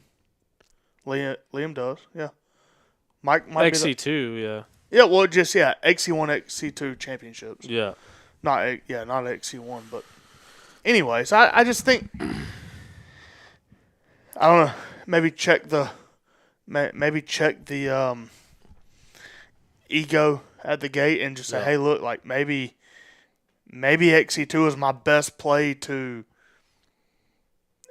do get what this I done. do. Yeah, and win. Like, to get what I want. And, I want to do it from XC1, and I want to beat all these guys straight up. But, like, shit, in the situation you're in, like, use that minute advantage. Yeah, so I say advantage, but, like, just use that minute to your advantage. I'm 2 weeks away from turning 33. And if I was in that situation right now, and kind of why I asked them the last 2 rounds what they were going to do, like on the starting line, I think I would get behind Ben Kelley, and that would be it. Yeah. If Ben slows down, I slow down. Well, that's just the way, as like I said, I'm about to be 33. That's the way that I would handle it now. Because no matter, because there was that's what 13 years of that's of what life will get I'm getting you. to that. Yeah. I'm getting to that. What were we doing at 20? So it's like right now, if I was in that situation, I would find Ben Kelley. I would stay with Ben Kelley. Because there was no position on that track that Ben could beat you by 1 place and win the championship. Not even if you were first and second overall. Right. That would have been my goal. Now, when I was 19 or 20, I was a state champion wrestler. I was an undefeated MMA fighter. You couldn't tell me shit. And so I get it. Like, when you're 20 years old and you're at the top of the world, you're at the top of the sport in the premier series in the world, and you're winning these races and you're cashing these overall win bonuses and you're on the precipice of winning that championship, I don't know many 20-year-olds, 19-year-olds that aren't going to have that same mentality. And it's that mentality that got Grant into this fight to begin with. Right. So it's tough to say it's a fault on him. Obviously, looking back now, like crash out both races, then it is a little bit of a fault. But it's still like you can't knock him for having that mentality. Yeah. You can't knock him for having that drive. You can't knock him for wanting to go out there and seal it with a win. Kind of the same thing, like the reason he was ready to move up to the front row was so no one could say he had any excuses. And he wanted to, in a sense, shut everybody up. I think that was the same thing coming down to these last two races is I don't care about a 20-point lead. I don't care about a 7-point lead. I care about showing everybody that I'm the best. Yeah, and that's what Caleb was kind of talking about when we had him on, was it last week? I mean, Grant's got that mindset. And, Yeah. I mean, that's not necessarily a bad thing to have, even if it, maybe it bit him in this situation, but maybe it didn't, you know what I mean? Maybe when he's 25 and he's going to be in the same position, going neck to neck with the next guy or whatever in XC1, he might do the same shit just because that's what kind of a racer he is. Yeah. And that's cool. I mean, I Yeah. think it's badass. Do it, How old is BK? 20, I think 1 year older than me. So he's 28, 29. Yeah. Or 28, so he's probably 29 now. So Ben, late 20s. He is a two-time XC2 champion like Grant. He is already won an overall championship, and then he came out the next year and went undefeated till he got hurt. And we kind of talked to him. We talked about his mentality. We talked about how he didn't care about the start row change. He didn't care what row Grant was on. He just got done telling us this. And so I think a big part of that is Ben playing the long game, and that is why he is the champion that he is. That got him the championship in 2021 when he won it the first time, when he was battling head up with Stu. Yeah. Stu won more races that year, but Stu also missed some races. Yeah. Stu also crashed out of a race. Yeah. He didn't make it to He Big sat Buck. out of Big Buck. Yeah. And then got back in the fight. But same thing. You can't discredit anything that Ben Kelley did because he went the smart way about it. Yeah. And he earned both of these championships. So it's like, on one hand, it was cool to see, one, as we mentioned, no one has won 2 championships besides Caleb since 2012, 13 years ago. So it's cool to see Ben Kelley win that second one, become a multi-time champion. Those don't come around that often. No. We've seen how hard it is to get one. So for anyone to do it more than once it's not unprecedented because it's been done, but it's rare. But then Grant being able to do it, it would be the first time anyone's done it in that situation. It would be the first time anyone's done it from XC2. So it's like kind of history in the making. So it's like I was kind of split down the middle of this whole thing. And granted, like looking at it, I just wanted to see them race for it. Like I wanted the opportunity for the battle to happen. Yeah. I think it worked out the way that it was supposed to because that's the way that it worked out. And like I said, I got a ton of respect for Ben.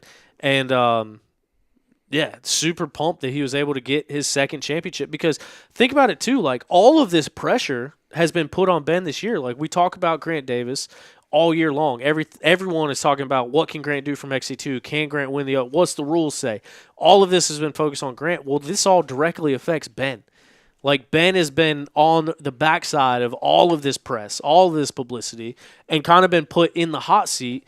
Just like when they gave him the number 1 play for XC1, he said, this doesn't really mean anything because my contract says I don't get paid unless I'm the overall. Yeah. So it's like Same place Ben- he was in 21. Yeah, Listen to Ben people was talk dealing shit to him for something he had nothing to do with. Yeah, exactly. But he was put in this position where the stakes are equally as high, if not higher, because then he's the guy that lost to an XC2 guy for the championship. Oh, your guys' camera died. But yeah, I don't know. It's just I'm stoked to see Ben go out there and do it. I'm stoked to hear from Ben and kind of hear his thought process throughout the whole thing. I am kind of bummed for Grant. Like I think everyone wanted to see them. Just Ben said the same thing. I think everyone wanted to see them up there battling bar to bar for this championship. But that's racing, baby. Just like we said when he had a 20-point lead, that there's a ton of racing left. Like this is by no means over. Absolutely. There's a ton of racing left, and that's exactly what happened. So yeah, this will be one of the I think the coolest and most competitive years of GNCC racing to look back on, and I'll be Year interested. 50. Huh? Year 50 at that. Yeah, That's and I'll cool. be interested to see how this Blackwater documentary crew was able to cover this. Yeah. Because they missed some rounds, and like I kind of see Did them. they? I see them around filming quite a bit. I hope that they do justice to what the hell all of us just witnessed this season, because it was insane. I didn't even realize it until yesterday on my drive home. My media vest is number 10, and I was sitting there thinking about it. This was my 10th complete season covering the GNCC series. I didn't. Really? Yeah, I didn't realize that. I started the Shep Shots thing in 2016. So yeah, 10 seasons of covering GNCC. What? That's only 9. 2016, 2017, 2018, 2019, 2020, 21, 22, 23, 24, 25. Well. What kind of shit was that, dude? I had to do the same count on my fingers because I Okay. said the same thing too. I was like 16 to 25, that's 9, but it's 10 seasons. Because next year will be 26th season, the 11th season. Anyway, what I was getting at is that like I love this shit. I get to the point where like I'm ready to walk 'cause you away have from 2020 in there. It's that 0 year. Yeah. Yeah. I guess. I don't know. Anyway, but like I get jaded sometimes, and like we do these shows, and like even after last show, like dude, it keeps me up at night. The shit that I say, people getting mad at me for saying things, whatever. And then I get to the races, and the 8 a.m. race breaks out, and it's all the mechanics. And the mechanics out there are racing. And I'm chasing them That was around, cool. like watching them having fun. Potter from Husky had no idea he could ride like that. Yeah.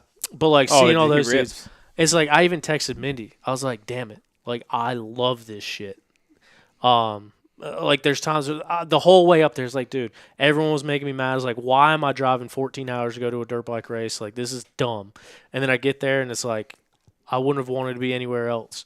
And so just to see everything that went into the season, know these storylines, know Ben's past, know it's his redemption, knowing about his leg, knowing about his shoulder, knowing what Grant did to be the first person to be in this position. Like there were so many storylines, and we have a legit media or film crew out there this year.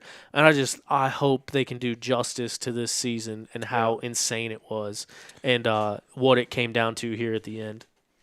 No, it was. It'll be. Any idea when that's going to come out? I don't think anytime soon. Really? Yeah, I don't know. I don't know what I- their plans or expectations are for it. I know it takes a long time to put all that together and Yeah. whatnot, but it will. It'll be really cool, and I back up. hope that it's a more of a documentary style than a movie style.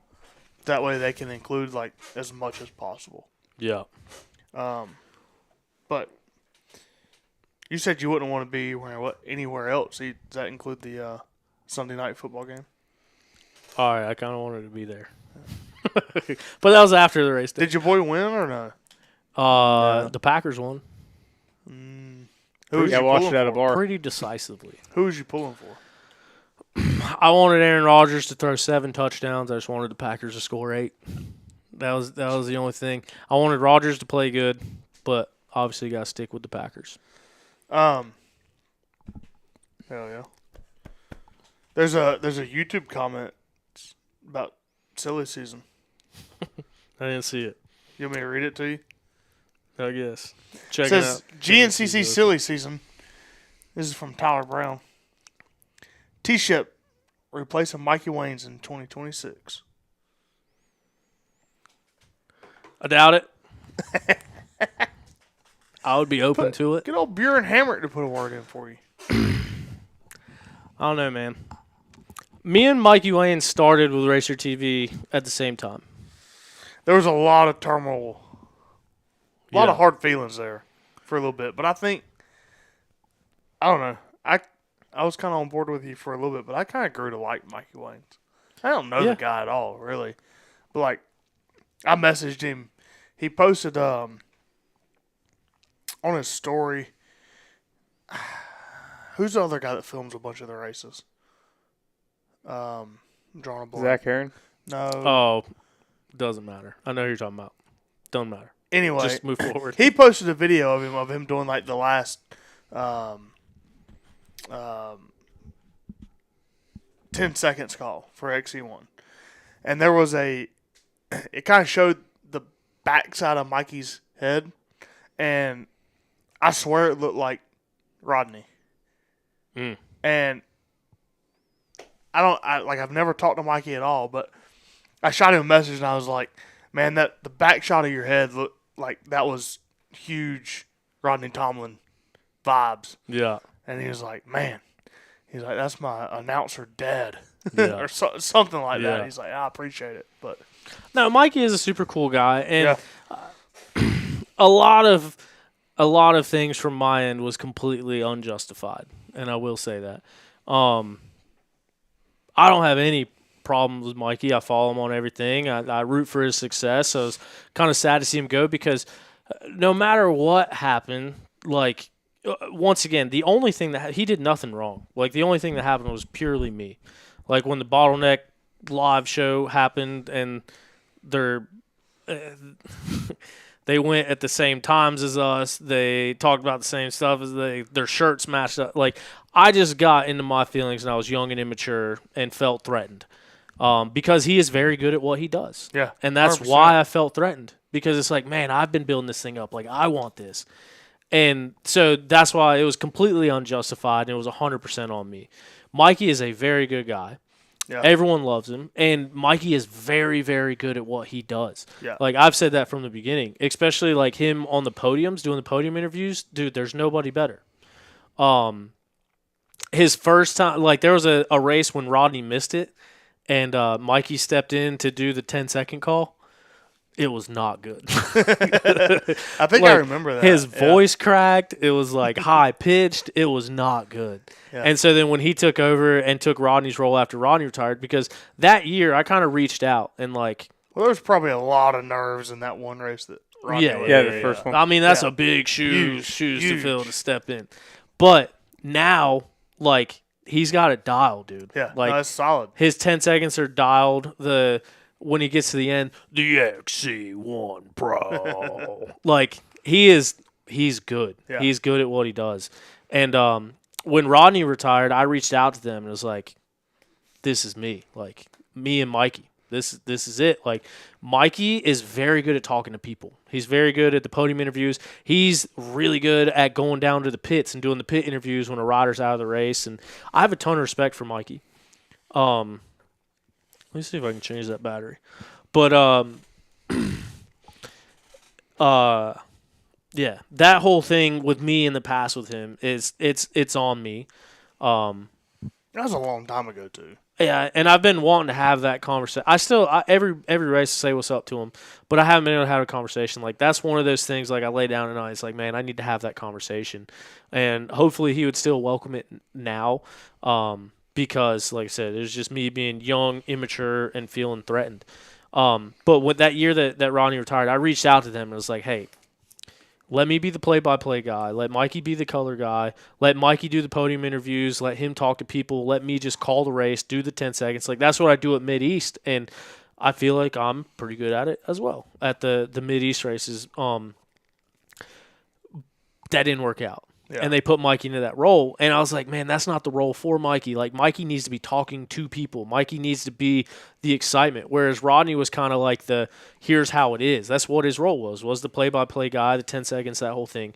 And it was like, it's not that Mikey wouldn't be good at that. It's that he was so good at what he did. I didn't want to see him go away from that. Well, since he stepped into that role and started doing it, like, I sit there and listen to him every race. And, Yeah, like, he worked into it good. Like, he nailed it. And like I said, that first race when he would probably tell you that too. I don't know if he remembers it or not, but I'm sure he does. I'm sure that's a big do moment. you remember where it was? Because I remember that race, but I don't remember where. I don't remember where it was. But I think that was at the time. I think that was before the national. No, I think that might have been right after the National Enduro stuff with me. Because I was at that race, and I'd been going in the booth a little bit and talking. So I was like, man, why didn't they ask me to do it? But, yeah, I guess what I'm saying is that, like, I have a ton of respect for Mikey. I think he is very good at what he does. I think my biggest thing in this is, like, I'm an overthinker. I get too wrapped up in things and what I say and people's perception of me, and it's a big fault of mine. Mikey's relationships with people is something that I admire because that's something I don't have. I'd rather sit here and talk to 10,000 people than have a one-on-one conversation with somebody. But yeah, the news of him retiring kind of took me completely off guard, and yeah, I didn't know that was coming. It sounds like no one really knew it was coming. Nobody knew. Yeah. But I will say I am honestly bummed to see him go. Like, Yeah. He has kind of become the face where, like, Rodney was great. Rodney was iconic. Everyone knows Rodney. Everyone knows that call. Rodney would rather be at a safety meeting in his camper. And Mikey would rather be out and about and with the crowd. So, like, Mikey became a more exuberant face of the series. And like I said, just relationships everywhere. Look at the amount of support and stuff that he's getting in this whole retirement thing. Yeah. I got a kick out of his video that he posted on a story in the, I guess in the trailer or whatever. Yeah. For his last good morning, he's like 6:45. Nobody knows it yet. This is the last one. I'm gonna leave it at that because somebody's coming in. Yeah. that was pretty funny. Yeah, and I will say I didn't get to the race until Saturday night, like 7:00, and because I had to film for a band on Friday, I inadvertently parked directly underneath a PA speaker. So I will say I heard Mikey's last good morning very loud from the comfort of my bed. So I did hear his last one, but yeah. Is that because there was a generator close to that PA speaker? There was a 50 amp RV plug. And that's why I was parked there. So yeah, I heard it, but yeah, it kind of caught me off guard. All that to say, I got a ton of respect for Mikey. I got a ton of respect for what he did in this sport and for how good he got at doing that. So, hate to see him go. I'm sure we'll see him around races. Sounds like he's still going to do pro motocross stuff and Loretta's and things like that. So, great career with Mikey. Like I said, it's weird starting. Me and him both started at Big Buck, and they actually put me in the booth before him. And I was in there with Jason Wygant and Rodney Tomlin directly in the middle of them, calling my first race ever. And I was like, why? How? I don't want to be here. But yeah, to see what he's been able to do over that time.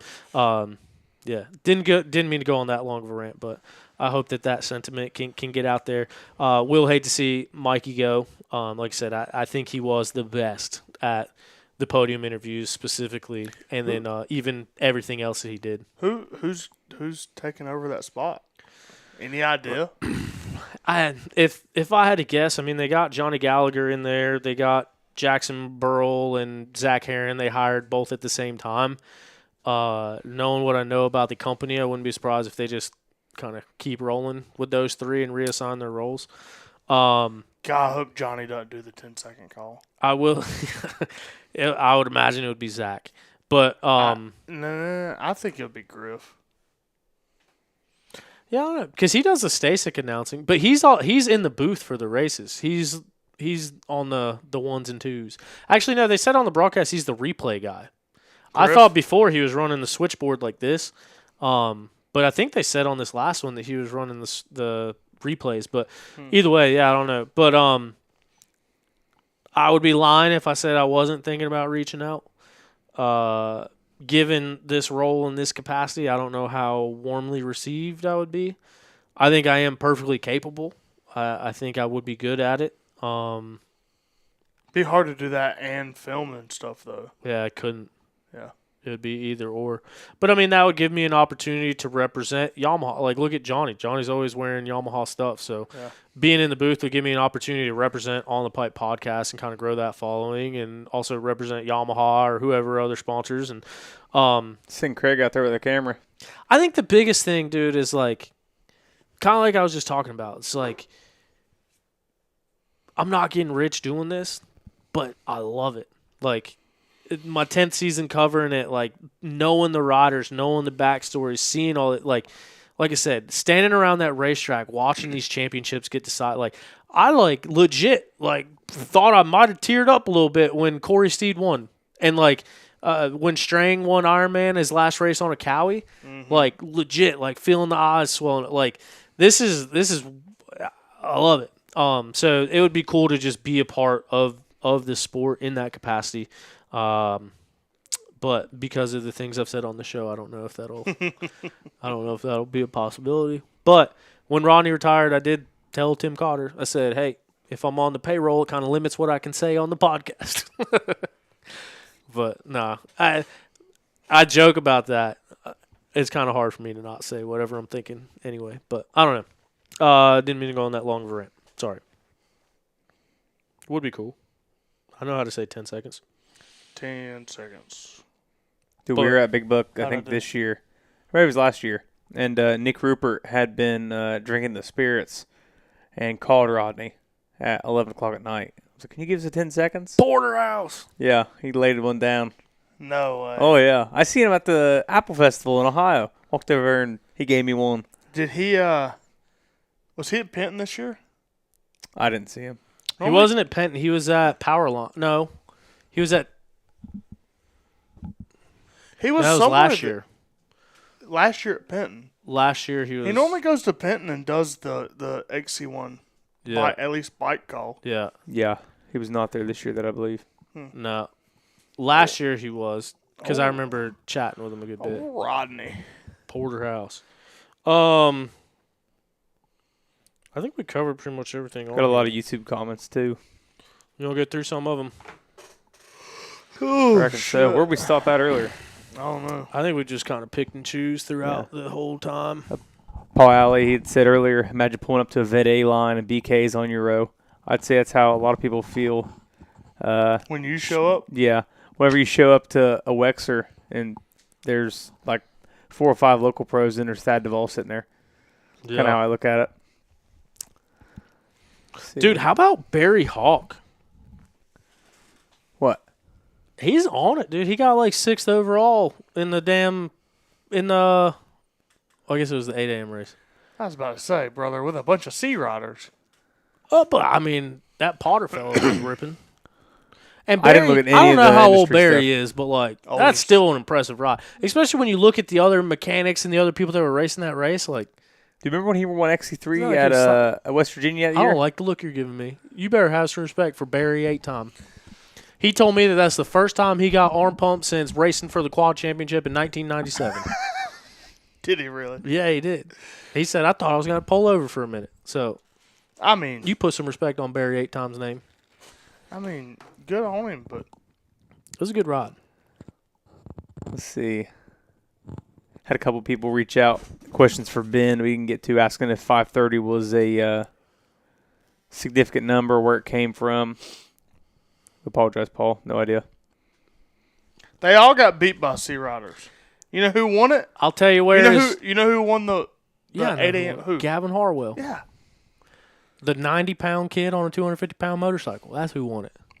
Shout out Gavin Harwell. He got the same plaque that everyone else got for 12th place. And 4 other sea riders. Just saying. Oh, they beat some 150B schoolboy 12 to 17 kids. Don't you sit here and act like Gavin Harwell's a slouch either. I know run both I of know us. them kids are in C class. They ain't C riders. Sorry, Just saying. Clayton Gant and Gavin Harwell. Just saying. Hey, Love you Shady both. Side Mean Dragway it. said, "Man, Tyler, you ain't shit. How you gonna call me out like that at the fairground race? Who is Shady Side Dragway? I don't know who that is. That's why I comment on there and say, "Got to be Jolly." Got to be who that guy is. There was some dude calling out some people on Facebook. I think he might have been in the booze a little bit. I don't know. But when I was I feel bad if it's not him. But when I called him out on the starts at Mideast, and I was like, he's got some hell of a Facebook drama going on or something. I said something about Facebook. So that's why I'm assuming it's him. Devin Byram said, huge Joey Plyler fan here. Dude, shout out Devin Byram. I saw that, but I didn't He's the register one it. who damn beat Tyler at the. He didn't fucking beat me. He got scored as the winner. That When I did the tap cancer out jiu-jitsu Oh, shit. Okay. showcase, Yeah, I remember it was that. BS rules, dude. I took that kid down. I controlled it. The rule said that when the time limit ran out, whoever was in the dominant position won. So you got dominated. No. I controlled the entire match. And then, Until like, the last 2 part- minutes, That's like leading the entire race, but not the last lap. he took Anyway. he took my back and became a human backpack. He had my back for 2 minutes, couldn't choke me out, couldn't do nothing, but he was just on my back. Man played the game. He's a good fella. I will say He played chess and you were playing checkers. I was cutting weight for that. No. Yes. That's like I got into checkmate, and then someone came and knocked the table over, and my chess piece fell down, and he won. That's what that happened. But I was cutting weight for that. He's upset about that. You listen. This is not going to go anywhere, so y'all just How skip long, over this conversation. How long ago is this? 25 years. That was peak COVID. That was summer of 2020. Yeah. But yeah, I was cutting weight, and then I decided I didn't want to cut any more weight, and I ended up. It was a cancer fundraiser, so I donated to his cancer thing in order for him to bump the weight up. So I basically bought a few pounds. You proved everybody you could lose 10 No, pounds or 20 different pounds times. in like a day or something. That was another time. It was 26.5 pounds in 68 hours that I did. That was just because someone told me I couldn't. So I did it. Oh, yeah. It's easy. Tyler Brown asked how I was doing in the National Enduro Championship. Not great, brother. 5th. Not my best. It's better than 6th. It's better than 6th. I could still probably get 6th depending if Colton Brown shows up this weekend. I don't know. Digital Off-Road said, I use ChatGPT in my IT job. Shout out. Shout out. Ashley Lund heard us talking shit about Brushy. Said it's good. I was kind of upset about that. I don't know nothing about that Tyler Mole guy, but he sounds like a good fella. Seems like a good fella. I think he's a great guy every time I talk to him. I just don't like trail riding at Brushy. I've never been there other than Battle of the Goats. I agree with that. I did like the Battle of the Goats. It made me feel like an idiot. Yeah. I just don't like trail riding there. I'm talking about trail riding there compared to trail riding at Brown when Tom is your guide. Yeah. I much prefer that. I've not raced it. Other than Battle of the Goats, I've not raced at Brushy since 2015. I took T-Ship on a trail ride at Brown one time. I bet you never do it again. He I'm cried. trying to get him out. He cried on the first hill. No, I didn't. Don't be Yes, you mean to did. T-Shep, all What are you right? talking about? You were- might be talking about Dylan Riddle on my bike. No. I didn't cry on no damn hill. I ain't never had an issue at Brown. I might have got. He's talking I might have about- got angry. You got Yeah, mad. you Okay, got bet- when you're on your KDX. When I say you got cried, pissed off. You was mad, real mad. That could have happened. All right, we don't- The we don't only need to time be- I why are remember we getting being- mad is when I fell over and everyone left me. The bike was on top of me with gas running all over me. I was trapped under the bike. Carb is spitting out gas. I'm soaking wet with gas, and everyone took off. Like, could just died on the side of a mountain there. That's the only time I got really mad. That's a Brown ride. No fella left behind. Aaron Curtis wants to know when we're getting Buren Hamrick on here. We were supposed to do it at Kid Roll. It didn't work out. It'd be cool to do it this weekend, but this weekend it's we're doing a live band and free food and all that stuff. So it'd be maybe tough to do it then. But my goal is to get Ricky, Towery, and Buren on the same show Oh Jesus! with subtitles. Aaron Curtis also asked, did anyone figure out what KR did to his bike? Number 40 that races Mid-East sometimes. Hint, hint, has a YZ250F that has a custom big bore. That's a 338cc, closest Japanese 350 I've ever rode. I'm supposed to ride that 388 or 338 at some point. I don't know what Caleb did, but he did make a post saying that he found a way to squeeze more power out of it. Yeah. So Just bored it into the water jackets, cuz. Open Cooler Scott. Slowy Films, comma. This has kind of confused me. Looks like the kid got run over, but don't say that too loud. I don't want Tim Carter to kick me out of the Nationals. I think, yeah. it didn't look like the kid got ran over. I don't think so. I saw a comment that said that they talked to his parents. He didn't. I kind of like the name, though. Open I Cooler just- Scott. I find it hard to believe that I was sitting right there because right after that, but I Did you go back ran. and watch it? Yeah, but I ran up that line, like the line they were going up. I ran up it and then dived out and then got to my bike. And I don't remember seeing that girl laying there, but I also wasn't looking for it. I you saw know what I mean? another video, like another angle that they pretty quickly carried her. Like, Yeah. That's something To that the does need to road. be said. People need to get the hell out of the way. Do you remember the helmet cam where Caleb jumped the creek before Big Buck Hill and almost hit the dog because the lady was standing right On in the way? leash, yeah. Yeah. Yeah, People but- get the hell out of the way because then when you get hit, don't be, that's why the insurance is so A fucked quad also. hit the banana guy I Saturday saw too. that, yeah. I got a video of the damn Bidwell Bullet running over Mike Graham at John Penton. Hammer drunk, standing in the middle of the trail, and he just gets freaking cleaned. Did not race Sunday. But I heard someone say something about her dislocating her ankle. I watched that video. That looked like a tib fib. Textbook. Ugh. 100%. Yeah. It's scary. But the difference in that Caleb video and him jumping the creek, that wasn't the main line. Like, that was a Caleb line. I agree. It was a line that they had taken, like, the previous year, and it was on the first lap. And I'm just saying people this need to year, be very aware that this year, old girl played Frogger and didn't look both ways like me circa 2006. I did break a girl's leg like that who was actually racing, but she fell, and then I was trying to go around her, and then she fell into the track and put her leg out like that, and my front wheel hit it. I feel bad about that. Yep. Now, hopefully that girl's okay. She will be. She probably learned her lesson. 8 months or so, she will be. Look both ways. Before you Tyler cross the Brown street. asked if Jesse Ainsley is coming back for 2026. I was surprised to see him at 10 a.m. I do not know. I don't know either. Man. I don't know why he raced at 10 a.m. His post said that he just wanted to have fun without pressure. And Makes sense. Sounds like a lot more fun. The post I gathered, it doesn't, to me, it doesn't sound like he's racing next year.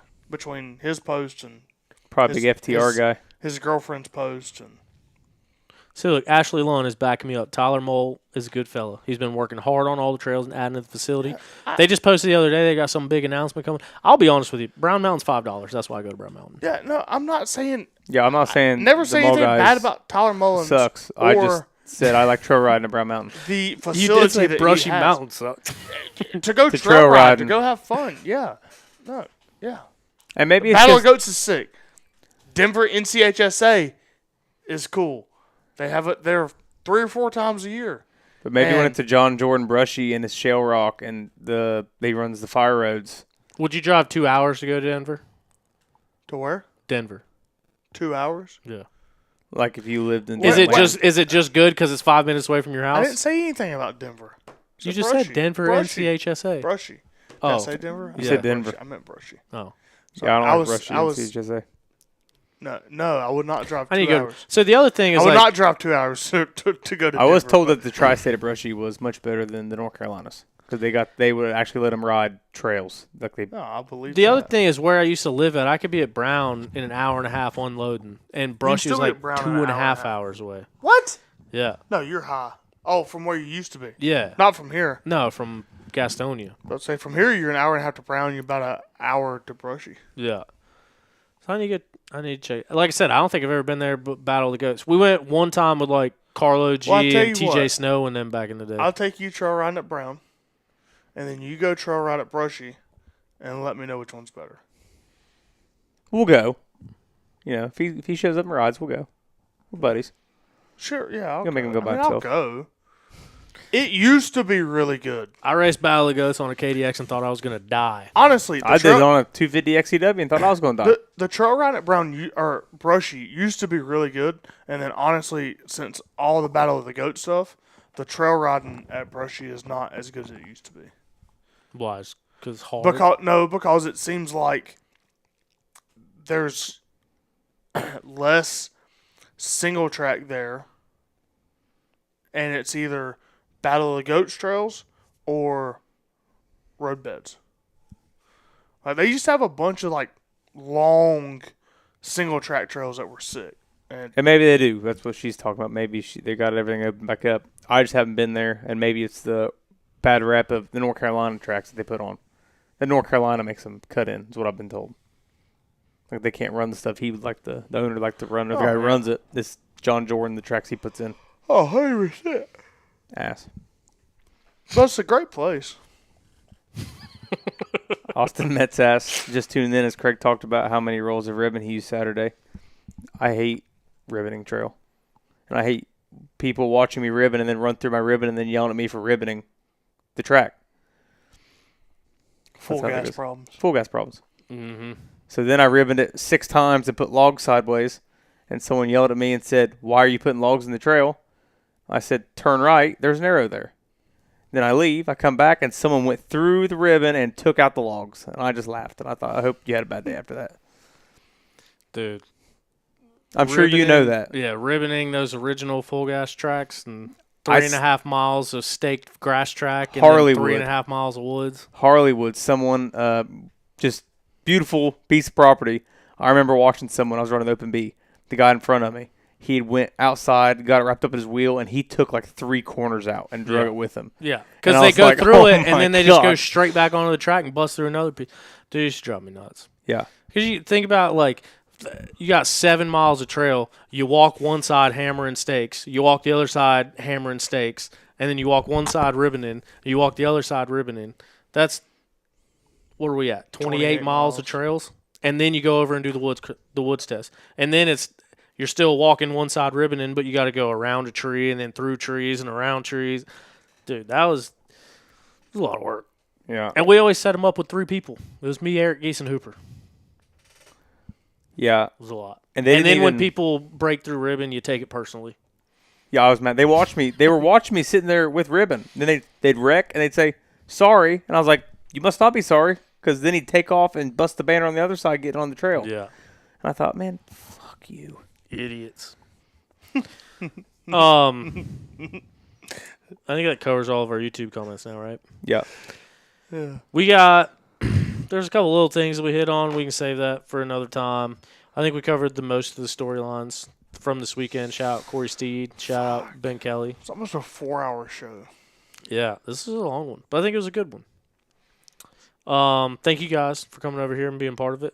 And it's almost 11 o'clock at night, so appreciate you. Anything else? Any closing views?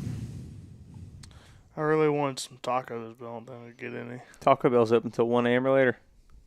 Think outside the bun. You know I didn't want Taco Bell tacos. Well, Bailey don't work on Tuesdays, cuz. Not right now. I know. She just said the other day she did. She did until it got cold, and now she don't. Like it was just. Oh, like she did say when they start putting the things up on the patio. Yeah. And We the weather's shit, so they don't do it when the weather's shit. We never go there when she's working. So Mindy and I went there the other day, and I was like, "Is Bailey Russell working?" They said, "Yeah." So we sat in her section the other night. Yeah. Did you tip her? Mm. Nice. Gave her Craig $1. tips her all the time. Gave her $1. Thank you guys for being here. Thank you for listening. Thank you for tuning in to this program. Thank you to Ben Kelley for coming on. Thank you to Josh Cartwright for coming on. Thank you guys all in the comment sections and for being here and listening live. If you want to see the video versions of these podcasts, you go to our YouTube channel, click the live tab. You can see all of these shows on video. If you're listening to this after the fact, we appreciate you listening as well. This was a long episode, so if you made it this far, go to sleep. Good night. Shout out. Hope you had a good day at work today. Most people will listen to it tomorrow. Thank you for your service, Mikey Blaines. And go buy a Yamaha. Blue Crew. It'll rev your heart, by God. I got one for sale if anyone wants one. I got 2 of them. Another one? Craig's got one for sale. Yeah. All right. We appreciate you guys. We'll see you next week to recap. And I think we got Corey Steed, Johnny Drawer. Might line something else up. Maybe Dr. Tanner. Talk about concussions. I don't know. Thank you guys. Appreciate you. We'll see you next time on the Pipe Podcast.